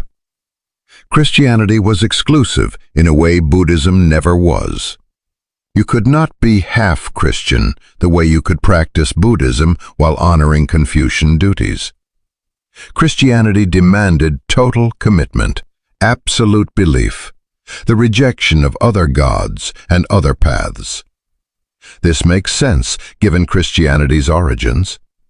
It emerged from Judaism, itself a fiercely monotheistic religion that defined itself in opposition to the polytheistic cultures surrounding it. The Christian God was not one option among many. He was the only option, the only truth, the only path to salvation. As Christianity spread through the Roman Empire and beyond, it did not synthesize with local religions the way Buddhism did in Asia. It replaced them. Pagan temples became churches. Local deities were redefined as demons or saints. Traditional festivals were given Christian meanings. The old gods did not coexist with the new God. They were driven underground or erased entirely. This created a very different religious landscape. In China, someone could honor their ancestors, follow Confucian ethics, practice Taoist meditation, and visit Buddhist temples, all without contradiction. In Christian Europe, you were a Christian or you were a heretic. There was no middle ground. This difference shaped law, governance, social structure, and even concepts of individual identity. In societies shaped by ancestor worship, your obligations extended backward into the past to your dead, and forward into the future to the unborn. You were a link in a chain stretching across generations. Your actions reflected on your ancestors and impacted your descendants. This created powerful incentives for social conformity and family loyalty. In monotheistic cultures, your primary obligation was to God, not to your ancestors or descendants. This created a different kind of responsibility, focused on individual salvation rather than collective family honor. It made it possible, even necessary, to sometimes break with family and tradition if they conflicted with religious truth. These different religious frameworks also created different relationships with nature. The Genesis story in Christianity gives humans dominion over nature, the right and responsibility to subdue the earth and master it. Nature exists for human use. Animals and plants are resources, tools, things without souls or sacred significance. Eastern philosophies viewed nature very differently. Taoism taught that humans were part of nature, not separate from or superior to it. The goal was not domination, but harmony, finding one's place within the natural order rather than imposing one's will. Buddhism extended compassion to all sentient beings, viewing animals as participants in the same cycle of suffering and rebirth as humans. These are not just abstract philosophical differences. They had practical consequences that resonate to this day. The Christian view of nature as a resource contributed to Europe's aggressive exploitation of natural resources and the technological transformation of landscapes. The Taoist view contributed to Chinese landscape painting that celebrated natural beauty and to garden designs that harmonized human spaces with natural forms. And governance law, the entire structure of society. It all flowed from these different ways of understanding the world. Greek philosophy, with its emphasis on individual reason and debate, created a space for democracy and individual rights, however imperfectly realized. Confucian philosophy, with its insistence on hierarchy and harmony, supported imperial systems, where the emperor was seen as the father of the nation, responsible for maintaining cosmic and social order. Western law, influenced by Greek rationalism and Christian concepts of sin and redemption, focused on individual guilt and punishment. You break the law, you face consequences as an individual. Eastern law, influenced by Confucian ethics, focused more on restoring harmony, on mediating disputes to preserve relationships, rather than simply punishing wrongdoing. Even concepts of personal identity diverged. Western philosophy, following the Greeks, viewed the self as a distinct entity with boundaries, rights, and an individual conscience. Eastern philosophy viewed the self as relational, defined by ties to others, to nature, to the cosmos. The Western question was, who am I? The Eastern question was, what is my place? None of this was predetermined by genetics or race. These were cultural adaptations, responses to different environments, different challenges, different historical experiences. But they became self-reinforcing. Philosophical traditions shaped governance, which shaped education, which reinforced the philosophical traditions. Religious beliefs shaped family structure, which shaped economic organization, which reinforced the religious beliefs. By the time these civilizations met during the Age of Discovery, they had been developing along separate philosophical and religious tracks for thousands of years.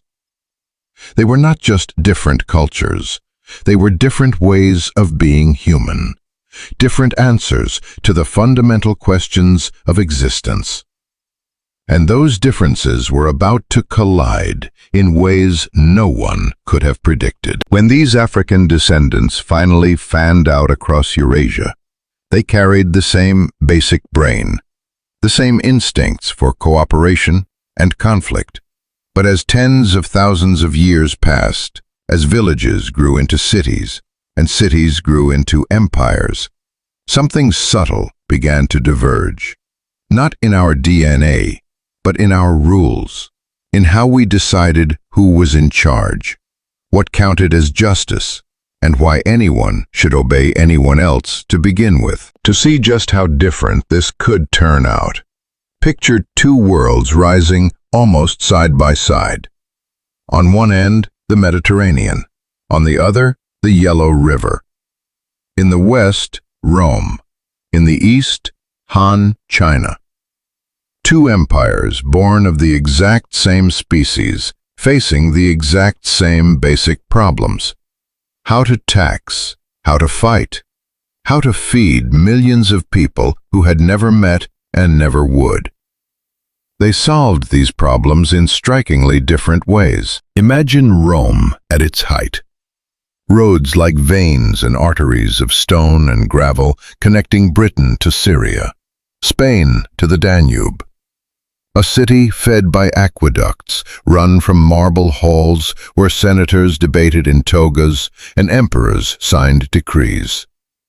The Roman solution to power was a patchwork. Conquer people, leave their local elites with some authority.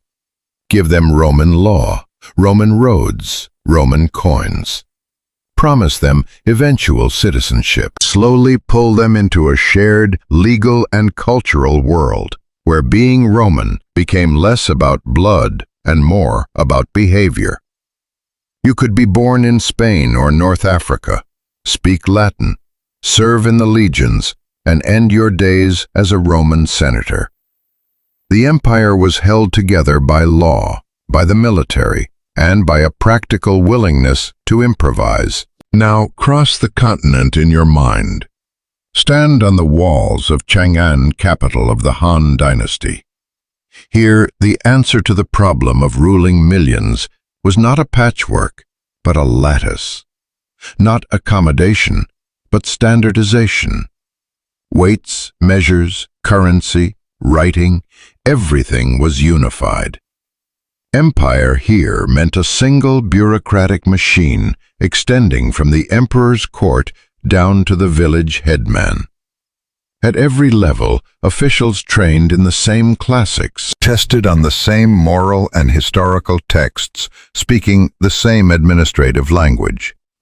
If Rome was a web of contracts, Han China was a carefully tuned instrument, yet both left profound imprints on the future. Rome's legacy in Europe was fragmentation wrapped in the memory of unity. When Rome fell in the West, its laws, its roads, its Latin tongue shattered into kingdoms and dialects. But the ghost of the empire never quite faded. Medieval rulers called themselves emperors. The church spoke Latin. Everyone remembered that once, long ago, there had been a single world.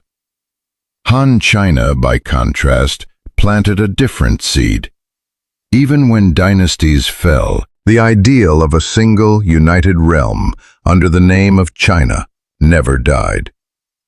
Peasants might change the name they wrote on tax forms, but the idea that there should be one empire, not multiple equal states, remained. Two memories, two gravitational poles. Europe would be drawn toward multiplicity. East Asia would be pulled over and over again toward unity.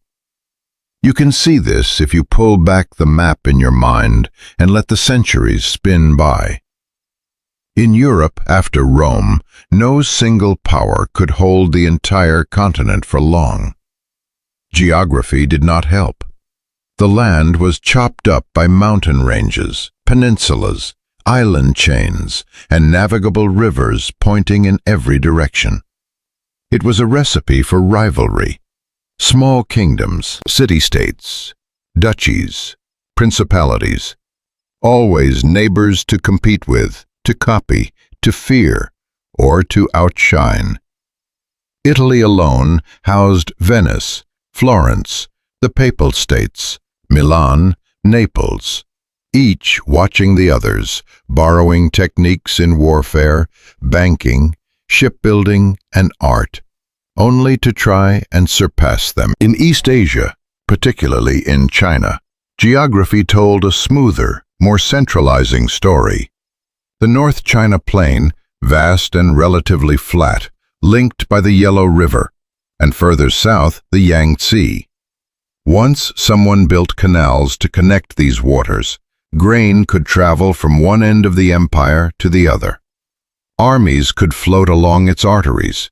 Orders could flow downstream on paper and upstream in the mouths of officials who recited the classics and bowed in the same direction. Yes, there were periods of disunion. The warring states, the three kingdoms, the northern and southern dynasties. But time and again, one state swallowed the rest, and China resumed its unitary shape. So from the same human starting point, two models emerged. In Europe, a permanent competition between mid-sized powers. In East Asia, long stretches of massive empires, particularly in the Chinese heartland. This difference in political rhythm shaped almost everything that followed. Take feudalism, the basic logic of trading land for loyalty. In Europe, after the fall of Rome, power fractured downward. Imagine you are a king with only a small direct army and terrible communication. You cannot micromanage every village. So you give a piece of land to a nobleman, a lord, and in exchange he promises you soldiers when you call. He repeats the pattern, granting parts of that land to knights who owe him service. At the very bottom, peasants work the fields, legally bound to the land, owing dues upward, while protection theoretically flows downward. The result is a pyramid of overlapping loyalties. A knight might owe service to more than one lord. Lords might squabble among themselves. The king is more of a first among nobles than an absolute master. Japan, far to the east, created something that looks similar on the surface, but grew from its own soil. There, rugged mountains and scattered fertile plains favored powerful regional clans. The emperor remained a sacred figure in the background, a symbol of continuity. But real power over time concentrated around shoguns, military dictators who ruled in the emperor's name. Samurai warriors served their lords, the daimyo. They promised not just service, but devotion, guided by a code we now call Bushido, an ethic of loyalty, honor, and personal discipline. Unlike European knights, many samurai were literate bureaucrats as much as fighters, able to wield both a sword and a ledger. And while European feudalism gradually dissolved into centralized monarchies, Japan's feudal structures remained remarkably stable for centuries, right up until the shock of contact with industrial powers in the 19th century. Two feudal worlds, both trading land and status for military service. But one embedded in a continent of competing states, endlessly reshaped by war, trade, and plague. The other, anchored on islands, isolated by the sea, evolving in relative seclusion. Beneath it all lay an even deeper question, one that every society had to answer in its own way. Why does the ruler get to rule? In much of Europe, the answer hardened into something called the divine right of kings. The idea was simple and absolute. God himself had chosen the monarch. Obedience to the king was obedience to God. Resistance to the king was, at least in official theory, a sin. That did not mean kings could do anything without consequence. Rebellions happened, but it framed power as a one-way gift from heaven, shining down like a beam of light onto a single head. In China, a different theology of power emerged, the mandate of heaven. On the surface, it also linked rulership to the sky, but the logic was more conditional, almost contractual. Heaven grants the mandate to a dynasty that rules justly, maintains order, and prevents famine and chaos. If the rulers become corrupt, cruel, or incompetent, heaven withdraws its support.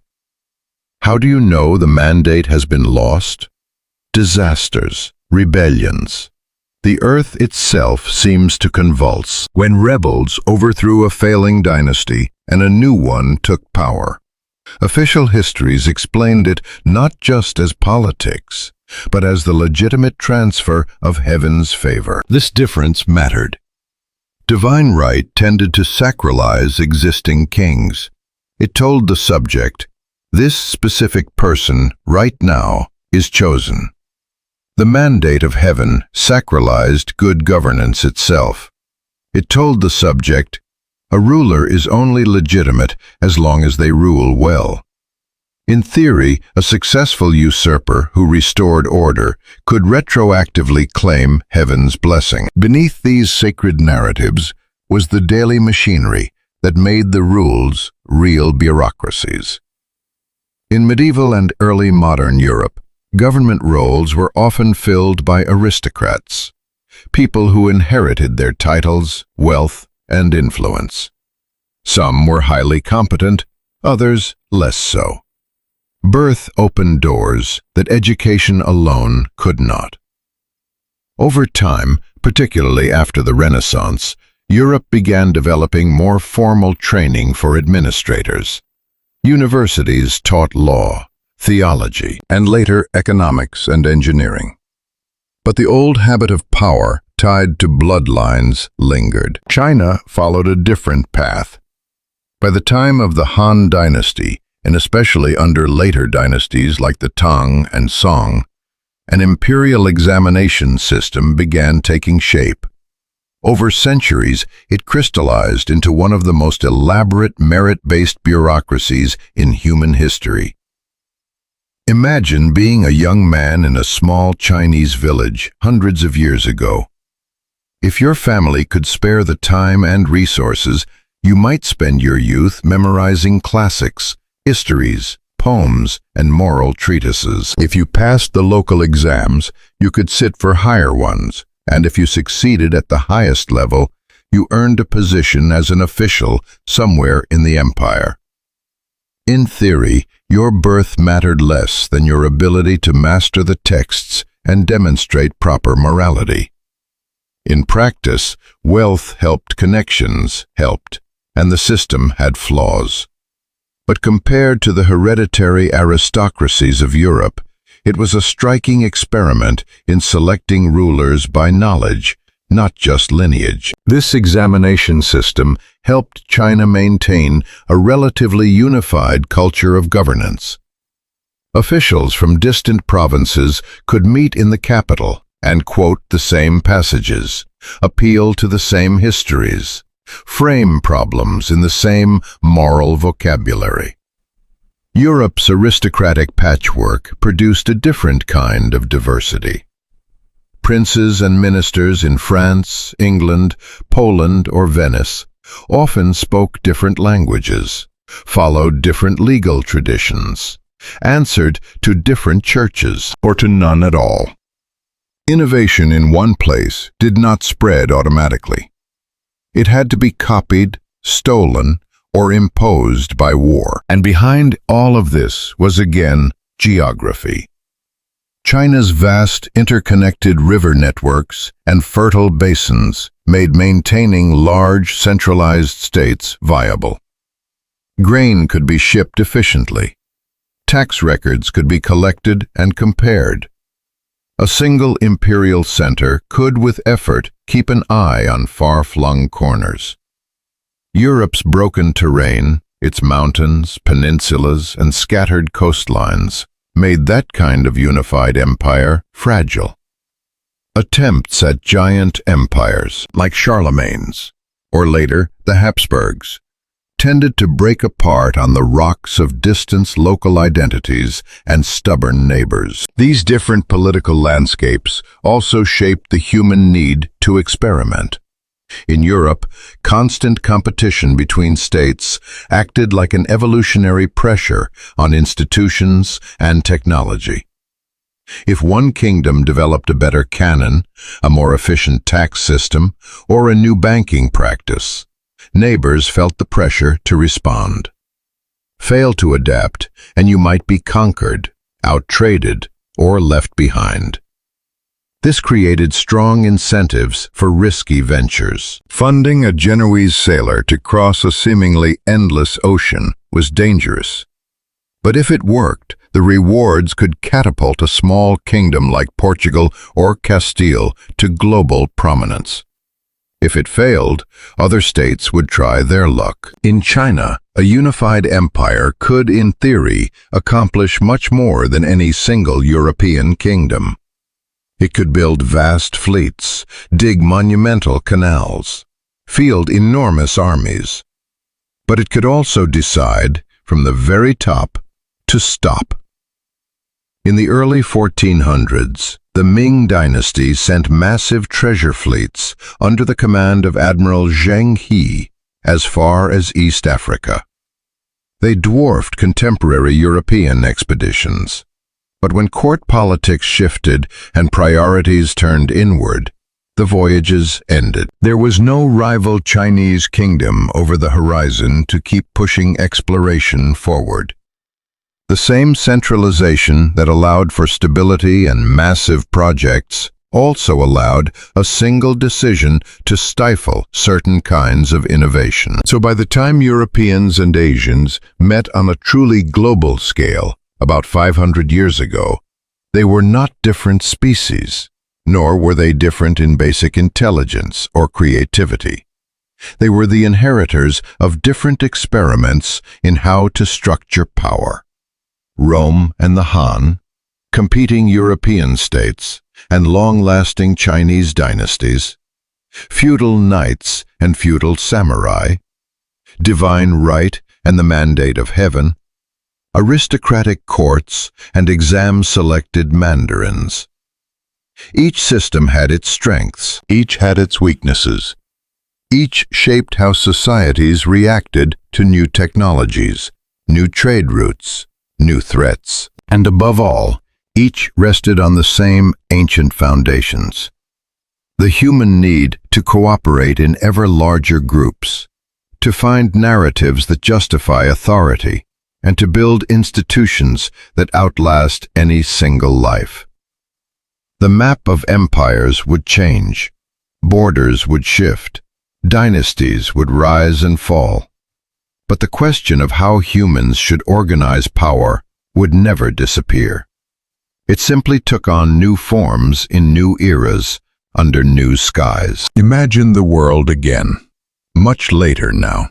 The ice has retreated, cities rise, kingdoms fall. The oceans that once blocked your ancestors now carry their descendants across the horizon in wooden hulls. Seen from above, if you could watch the last 2,000 years as a time-lapse of light, you would see clusters of brilliance flickering in two great regions, one in the far west of Eurasia and the other in the east, Europe and East Asia, particularly China, radiating the heat of invention. They were not inventing the same things in the same way, but they were not on totally different planets either. They were running the same race on different tracks. Let us start in the East. In China, a series of breakthroughs would later be called the Four Great Inventions. These were not just clever gadgets, they were civilizational force multipliers. The first was paper. Your ancestors in China learned to turn plant fibers into thin, flexible sheets centuries before most Europeans had even heard of such a thing. Compared to papyrus or parchment paper was cheap, light, and abundant. It changed who could write and what could be recorded. Tax records, poetry, military orders, philosophical treatises. Everything suddenly became easier to store and copy. Knowledge stopped being something that lived only in the heads of scribes and became something that could be stacked in libraries. Next came printing. First carved wooden blocks pressed onto paper, whole pages engraved in reverse. Later, movable type. No longer a single book painstakingly copied over months, but dozens, hundreds of copies, all nearly identical. The Chinese were printing texts centuries before Gutenberg was born. Buddhist sutras, Confucian classics, agricultural manuals. Imagine practical farming advice and guides on statecraft spreading across a vast empire on ink and fiber. Then gunpowder. First an alchemist's curiosity, a side effect of the search for immortality. Then an explosion, literally. Fireworks, signal flares, and eventually bombs, rockets, fire lances, the crude ancestors of guns. You could project force from a distance in a way no spear or sword could match. And finally, the compass, a tiny sliver of magnetized metal floating on water, pointing north as if an invisible thread tied it to the pole. With it, Chinese sailors could navigate the open ocean, out of sight of land, through cloudy nights and foggy mornings.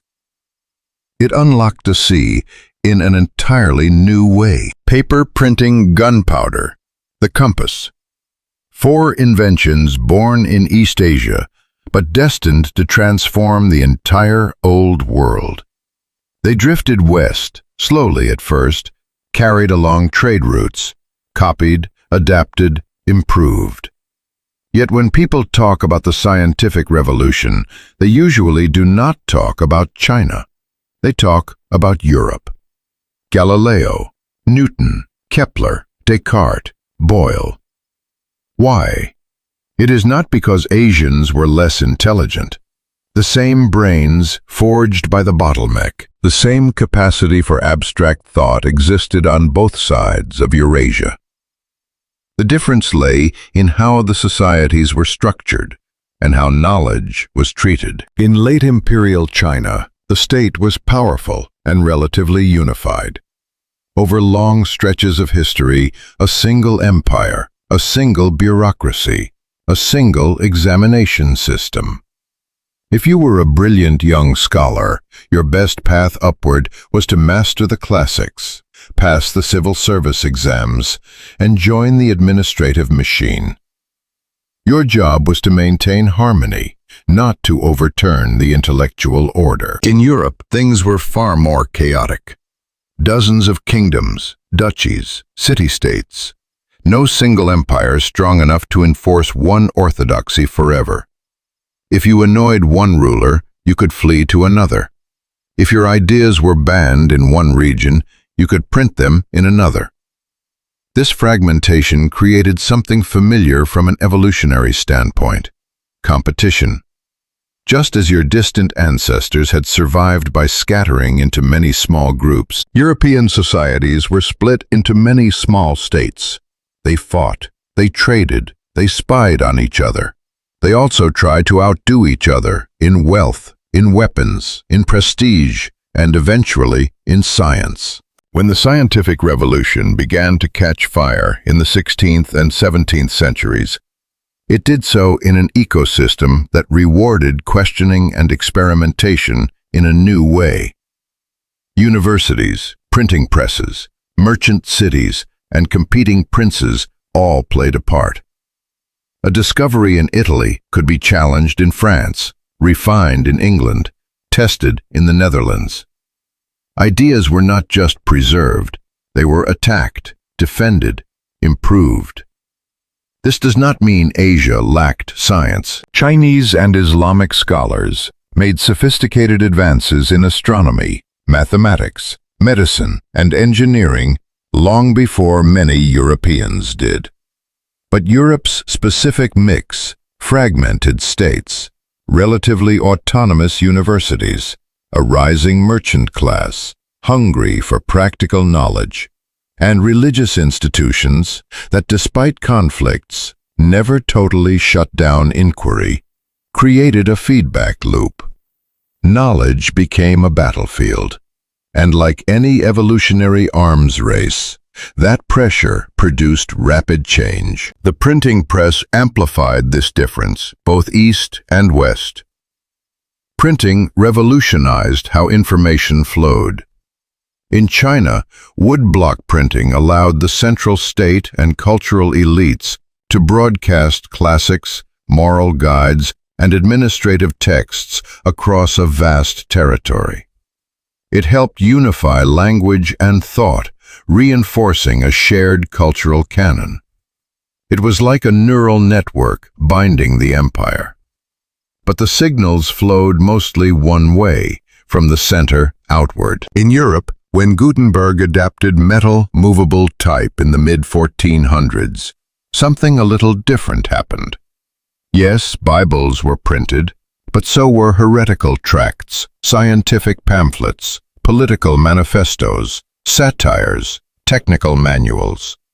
Pamphlets could attack kings, criticize popes, support or denounce reformers.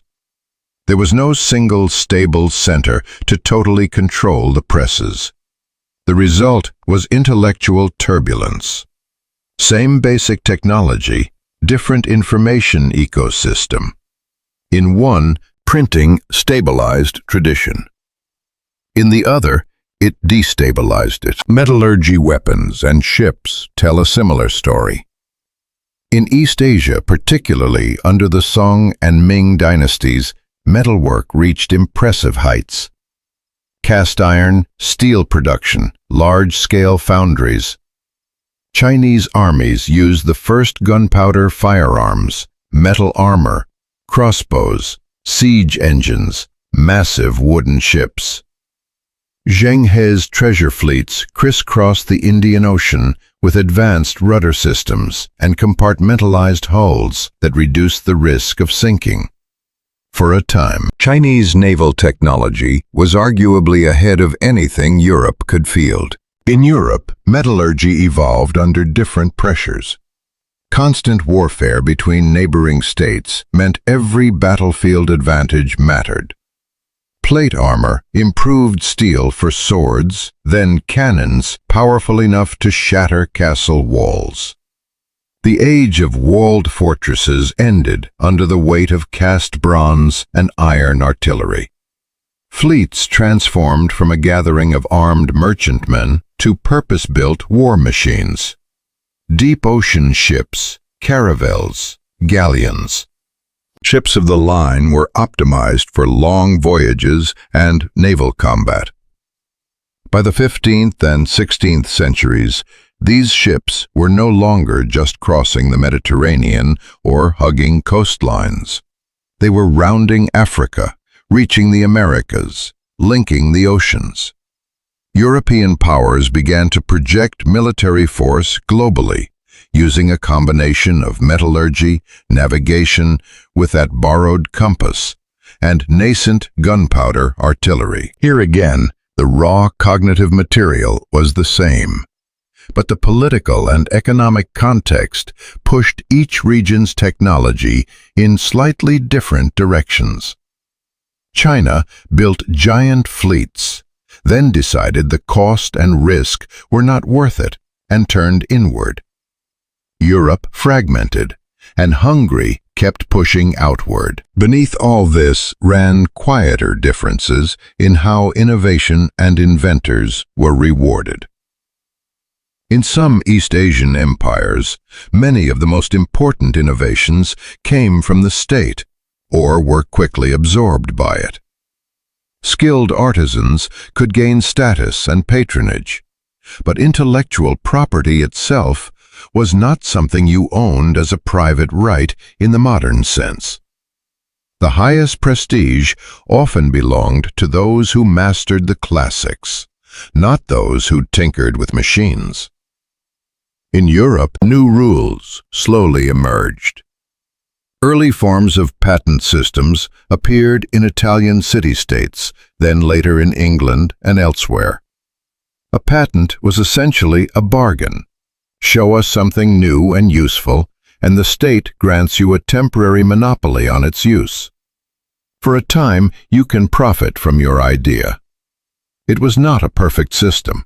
It could be abused, but it changed the incentives.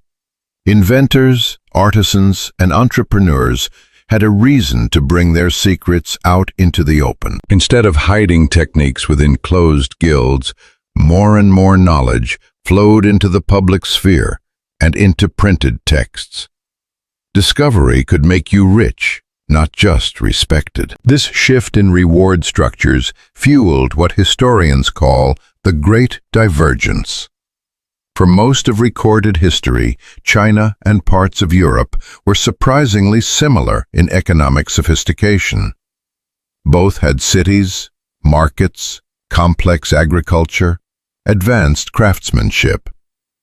Around the year 1000 or 1200, if you had to bet on which region would industrialize first, many observers would have picked China. Its bureaucracy was efficient most of the time. Its agricultural base was strong, its technologies impressive. But around the 18th and 19th centuries, something tilted.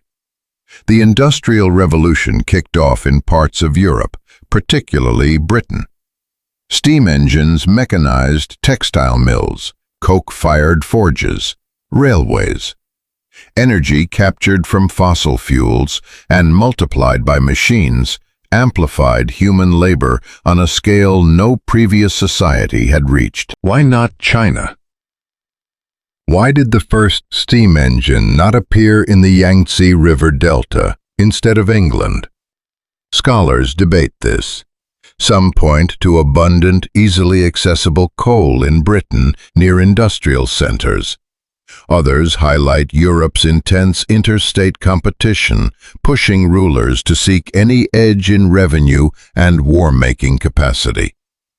Some point to how European legal and financial systems evolved, joint stock companies, banks, insurance, and enforceable contracts that made large, risky investments possible.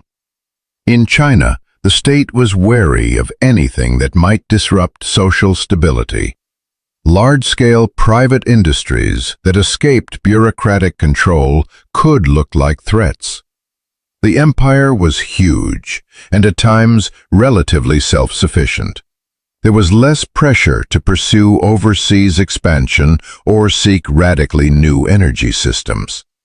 Agricultural productivity per acre was already high, driven by intensive farming and crops like rice. The immediate need to replace human or animal labor with machines seemed less pressing. The Great Divergence was not a single decision or a single invention. It was the result of a multitude of small differences accumulating over centuries in geography, politics, institutions, how knowledge flowed, and who benefited from new ideas. Yet even as Europe took the lead in industrial power, the story of parallel innovations never died. Asian scientists and engineers adopted and adapted European technologies. European chemists built on earlier Islamic and Chinese knowledge. Telegraph lines, railways, modern steel, electricity, and eventually computers and the internet re-wove the world into a single technological ecosystem. Beneath it all, the same brains forged by the bottleneck were at work. The descendants of that tiny population hundreds of thousands of years ago, scattered across Europe and Asia, now reconnected by fiber optic cables and satellite links, instead of stone tools and trade routes. Technology did not prove one side was better than the other. It showed how deeply environment, institutions, and chance shape what an intelligent primate can do with fire, stone, and stories. Tonight, as you listen, the ships are steel, the printing presses are digital, and the roar of gunpowder has become the distant hum of servers and satellites. But the pattern is familiar. Parallel paths that sometimes diverge, sometimes converge, always shaped by the same old engine. A species that survived the edge of extinction and then started asking, what else can we do? What else can we know? And in the modern world, those paths are beginning to cross more than ever before. Now the world is very different from the one where our story began. The ice caps have retreated. The mammoths are gone. But the descendants of those scattered bands in Africa, Europe, and Asia, they are still here. They just wear suits now, or saris, or jeans and sneakers. They tap on glass screens instead of chipping stone. They travel in aluminum tubes in the sky instead of crossing land bridges of ice. And for the first time in our entire history, almost all of them are connected. For most of the last 10,000 years, Eurasia was a patchwork of separate worlds. Chinese dynasties rising and falling in the east, Indian kingdoms trading across the monsoon seas, Persian empires guarding the crossroads, Greek city-states and Roman legions pushing west, steppe nomads riding between them all like ghosts. Each region solving its own problems its own way, guided by its own geography, its own crops, its own stories about what life meant. They knew of each other vaguely. Silk from China appeared in Roman markets. Persian coins found their way into Indian temples. Buddhist statues showed up in Central Asian caves. But the contact was slow, fragile, and limited. Months by horseback, years for an idea to travel. Then, in the blink of an eye, on the scale of history, something gave way. Ships left Europe and did not just return with spices and silk. They returned with maps, blueprints, a new idea. The world is a single board, and we can move pieces across it. Colonialism took all these separate experiments in what it means to be human and smashed them together. European guns and germs exploded across the Americas, Africa, and Asia. Ancient civilizations that had been evolving for thousands of years woke up to find foreign traders in their ports, foreign flags on their coasts, foreign laws creeping into their cities. If you were born in China, India, Japan, or the Ottoman Empire in the 19th or 20th century, you lived through a kind of controlled collision. Railways, telegraphs, steamships, machine guns, new religions, new political theories. It all flooded in, layering over the old systems of thought and power that had been shaped by rice paddies, monsoons, steppe invasions, and silk roads. It was not a simple story of one side winning and another losing. It was something messier, a forced fusion, a remix. Traditional Asian bureaucracies met European industrial capitalism. Confucian exam systems collided with modern schools. Caste and clan met the printed constitution. Samurai swords faced rifles and eventually factory assembly lines. Beneath it all, the ancient patterns we talked about earlier were still there. The deep habits shaped by geography, climate, farming, cultures, and early states. How people understood authority, how they defined family, how they pictured a good life. Colonialism did not erase these patterns, it just put them under pressure. In the 20th century, the pressure exploded. The empires that had once seemed eternal began to crack. European powers that had ruled vast Asian territories started to look fragile. 2 world wars tore the old order apart. Japan industrialized at lightning speed, beating Europe at its own game, defeating Russia in 1905, building its own empire across East and Southeast Asia. China, after centuries of imperial rule and decades of humiliation, erupted into revolution. India, stitched together by railways and British bureaucracy, turned those tools around and used them to organize a mass independence movement. Old philosophies were reinterpreted in unprecedented ways. Confucian ideas about duty and hierarchy were bent to fit modern nationalism and socialism. Buddhist and Hindu concepts of suffering and liberation mingled with Western theories of democracy and human rights. Islamic scholars debated how revelation and modern science could coexist in a world carved up by foreign borders. The Second World War shattered what was left of European dominance. The United States and the Soviet Union emerged as superpowers. For a time, it looked as though human history might become a duel between 2 industrial giants on opposite ends of Eurasia, with the rest of the world relegated to the background. But beneath the surface, Asia was quietly, relentlessly changing. In Japan, South Korea, Taiwan, small war-torn nations poured their energy into education, manufacturing, and technology. In China, after famine and upheaval, a series of reforms turned a massive agrarian society into the workshop of the world. In India, a slow but steady transformation began, shifting from a colony of cotton and tea to a democracy of coders and satellites. The balance of power we had grown used to, a modern Europe and America on one side, a traditional Asia on the other, began to flip. By the turn of the century, the numbers told the story. Booming Asian economies. Cities like Shanghai, Seoul, Singapore, Bangalore, blazing with neon and glass. High-speed trains cutting across landscapes once crossed by camels and caravans.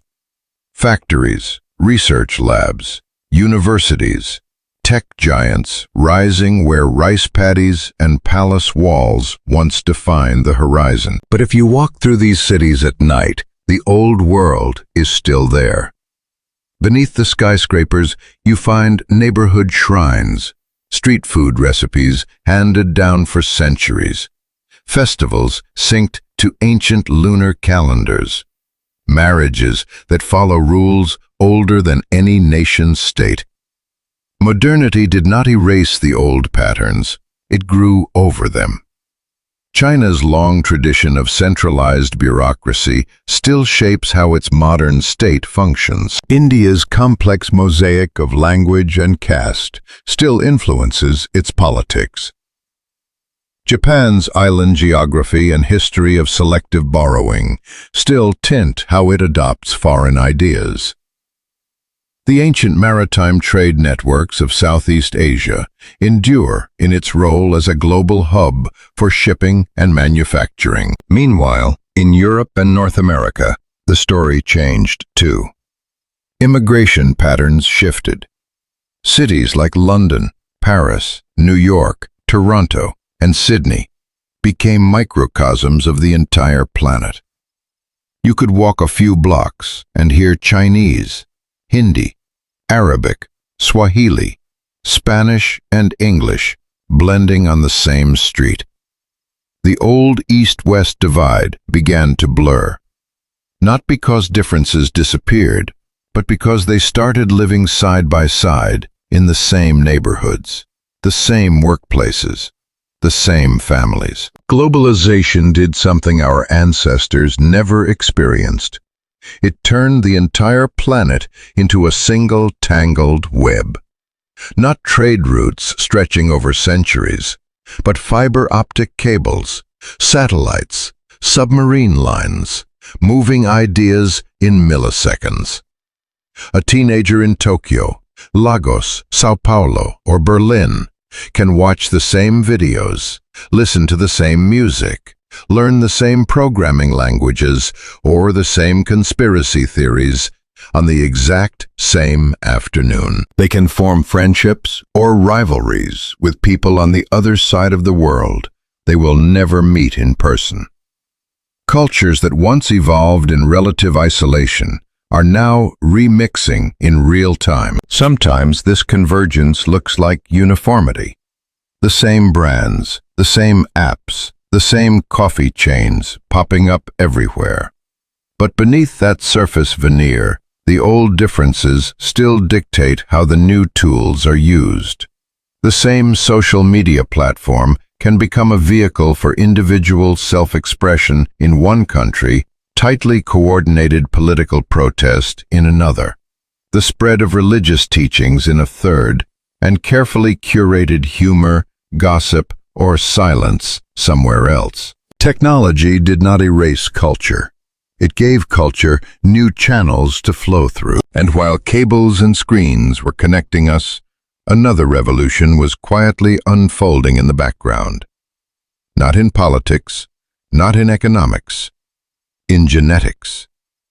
Remember those early humans splitting into different populations, adapting to different climates, meeting again and interbreeding? For centuries, people told themselves stories about races and civilizations as if they were separate branches of a tree. Science is now dismantling that picture. As geneticists sequence more genomes from Europe, East Asia, South Asia, the Americas, Oceania, Africa, the pattern becomes clearer. Humans are not divided into neat biological races. We are a continuous, interwoven web. Two people chosen at random anywhere on Earth are, on average, almost genetically identical. The small differences that do exist, skin color, eye shape, lactose tolerance, resistance to certain diseases, are superficial adaptations to local environments. layered over a deeply shared toolkit. The genes that once helped some of our ancestors survive in snowy forests, malaria-infested swamps, or high mountain plateaus, have now been shuffled and spread by millennia of migration and intermarriage. Some Europeans carry Neanderthal variants that help with immune response. Some Tibetans carry Denisovan variants that help with oxygen at high altitudes. Some South Asians carry genetic traces of ancient steppe herders and early farmers from Iran.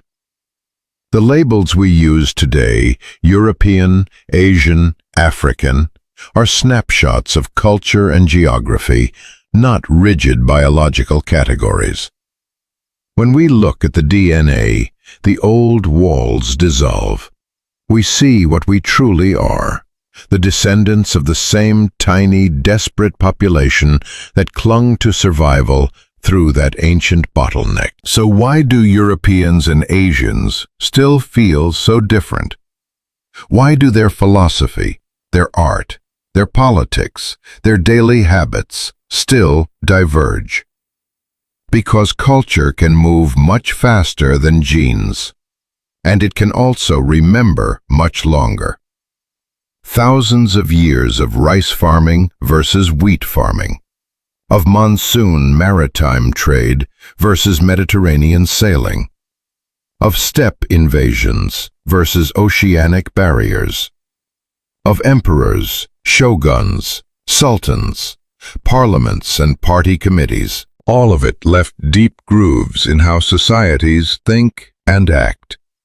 These grooves do not vanish overnight just because smartphones appear. They bend how new technologies are used. They shape what people expect from their government, from their families, from themselves. At the same time, these grooves are not cages. They are starting points. Humans are incredibly adaptable. We can take tools invented in one context and repurpose them for our own designs. We can blend philosophies that once seemed incompatible. We can create hybrid identities that would have baffled our ancestors. A Chinese-Canadian software engineer, a German-Nigerian musician, a Japanese-Brazilian farmer, an Indian-American Buddhist activist. Each one is a living bridge between worlds that were once separate. If you pull the perspective back far enough, you can see a kind of spiral. Early humans leave Africa and fan out, adapting to different corners of Eurasia. For tens of thousands of years, those lines drift apart, creating distinct ways of being human. Then, over the last few centuries, ships and railways, telegraphs, planes and cables begin pulling those lines back together. Not perfectly, not smoothly, but undeniably. We now live in a moment where those long-separated experiences of humanity are converging. Ideas from the European Enlightenment clash with East Asian concepts of harmony and hierarchy. Indian notions of karma and rebirth travel alongside American individualism and consumer culture. Islamic ideas about community cross paths with secular humanism and scientific materialism, all jostling on the same screens, in the same cities, in the same minds. The differences between Europeans and Asians in language, in values, in politics, in daily life, are not signs that we evolved into fundamentally separate kinds of humans. They are proof of the flexibility of our shared mind, confronted with different climates, different crops, different neighbors. We wrote very different stories about what life should be. And today, in the modern world, those stories are meeting, arguing, blending, and reshaping one another. As you lie here listening, you are connected to all of it. Your phone, your headphones, your bed, your city, your language. They are all the product of this long dance of divergence and convergence, of ancient bottlenecks and modern broadband, of Ice Age hunters and software engineers, The fact that Europeans and Asians ended up with such different histories and yet can speak to each other across the planet in real time tells us something profound about our species. We are not locked into one way of living, one way of thinking. We are capable of splitting into multiple paths, learning many lessons, and then bringing those lessons back together. The modern world, with all its tensions and misunderstandings, is also a vast, ongoing experiment in what happens when thousands of years of separate biological, cultural, and technological evolution are folded back into a single, shared story. And that story is not over yet. So now, lying here at the end of this long journey through time, you begin to see the pattern. Europeans and Asians did not evolve differently because they were destined to be different. They diverged because the world pushed them in different directions. The exact same bottleneck, the exact same fused chromosome, the exact same raw material, but different landscapes, different climates, different neighbors. In the West, Ice Age plains, dense forests, and the shifting front lines between the steppe and the sea. In the East, monsoon belts, mega river systems, mountains that scrape the sky, and island chains that are never quite still. Each region set its own rules. Each whispered its own silent instructions into the genes and cultures of the people who lived there. Over tens of thousands of years, that meant different pressures. Different crops tamed different animals, domesticated different paths for trade routes to wind through.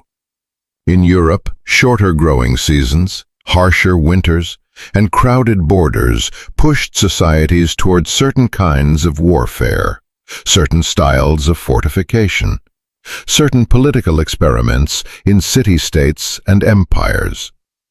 In Asia, vast river valleys and monsoon rhythms favored rice, millet, or wheat, bureaucracies capable of managing irrigation, philosophies that thought in terms of harmony, balance, and cycles. Layer climate over geography, layer language families over trade routes, layer belief systems over everything else. You end up with very different ways of making sense of the exact same planet. But beneath those differences, the unity never disappears. The farmer carving terraces into a Chinese hillside 2,000 years ago. The shepherd guiding his flock through a cold European valley at the exact same moment. Both carried the exact same ancient genetic signature. The echoes of those few survivors who refused to fade away. Their brains ran on the exact same operating system.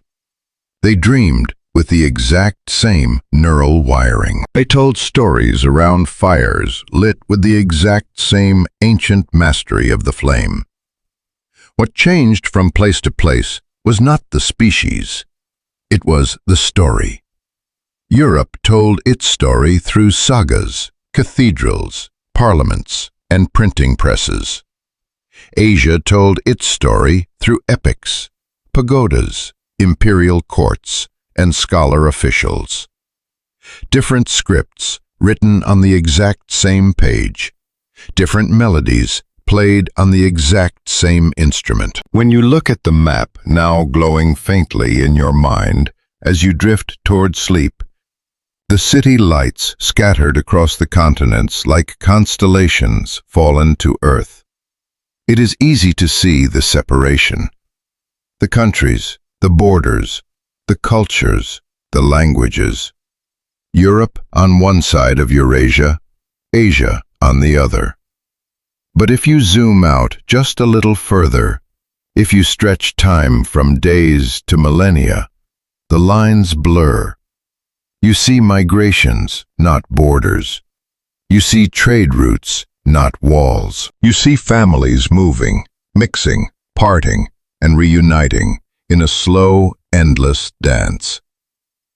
The question, Why did Europeans and Asians evolve so differently? Quietly dissolves into another question. How did a single species find so many different ways to be human? And that question has a softer answer. We adapted to where we were. We used the tools we had. We solved problems with whatever the earth, the weather, and our imaginations gave us. Yet the core remained the same. The need to teach children. The need to belong to a group. The habit of telling stories late at night when the work is done and the fire is low. Right now, you are part of that same old pattern. Listening in the dark, letting your thoughts wander across continents and centuries. Maybe you are in a city apartment, the window glowing with a distant streetlight. Maybe you are in a quiet village. Maybe you are somewhere in between. Wherever you are invited into this shared story. If you wish to keep traveling through time with me, you can gently tap the like button so this story does not get lost in the algorithmic noise. You can subscribe so the next chapter finds its way back to you when you are ready to fall asleep again. And if you feel like sharing a little piece of your own journey, you can leave a comment telling me where you are listening from. A country, a city, a quiet corner of the world. It turns this channel into a tiny map of our species, a constellation of listeners scattered across the planet, all falling asleep to the exact same story. If you want to support these long, quiet explorations even further, you can also join the channel as a YouTube member. It is completely optional, never an obligation. The stories will always be here for you, whether you join or not. But if you choose to, it helps keep the lights on, the research going, and the history flowing softly into your headphones. For now, you can let the details drift into the background. The retreating ice caps, the pulsing monsoons, the fields plowed for the first time, the cities rising, the empires falling, the books written in scripts you may never read, and beneath it all, a single, continuous thread of DNA, winding softly from those early survivors all the way to you. One species, many landscapes, many languages, many stories. As you close your eyes, you can picture that ancient network of fires scattered across Africa, Europe, and Asia. Tiny circles of light in a vast, dark world. People gathered close, watching the sparks rise into the night, telling each other who they were, where they came from, and what might be waiting for them just over the next river, the next mountain, the next horizon. Tonight, you join them. Another human being breathing slowly in the dark. Another mind full of questions. Another chapter in the same long story. Let the questions rest for now. Let the continents fade. Let the many voices of humanity fold into a single, gentle, steady rhythm. Your own heartbeat. Your own breath carrying you softly into sleep.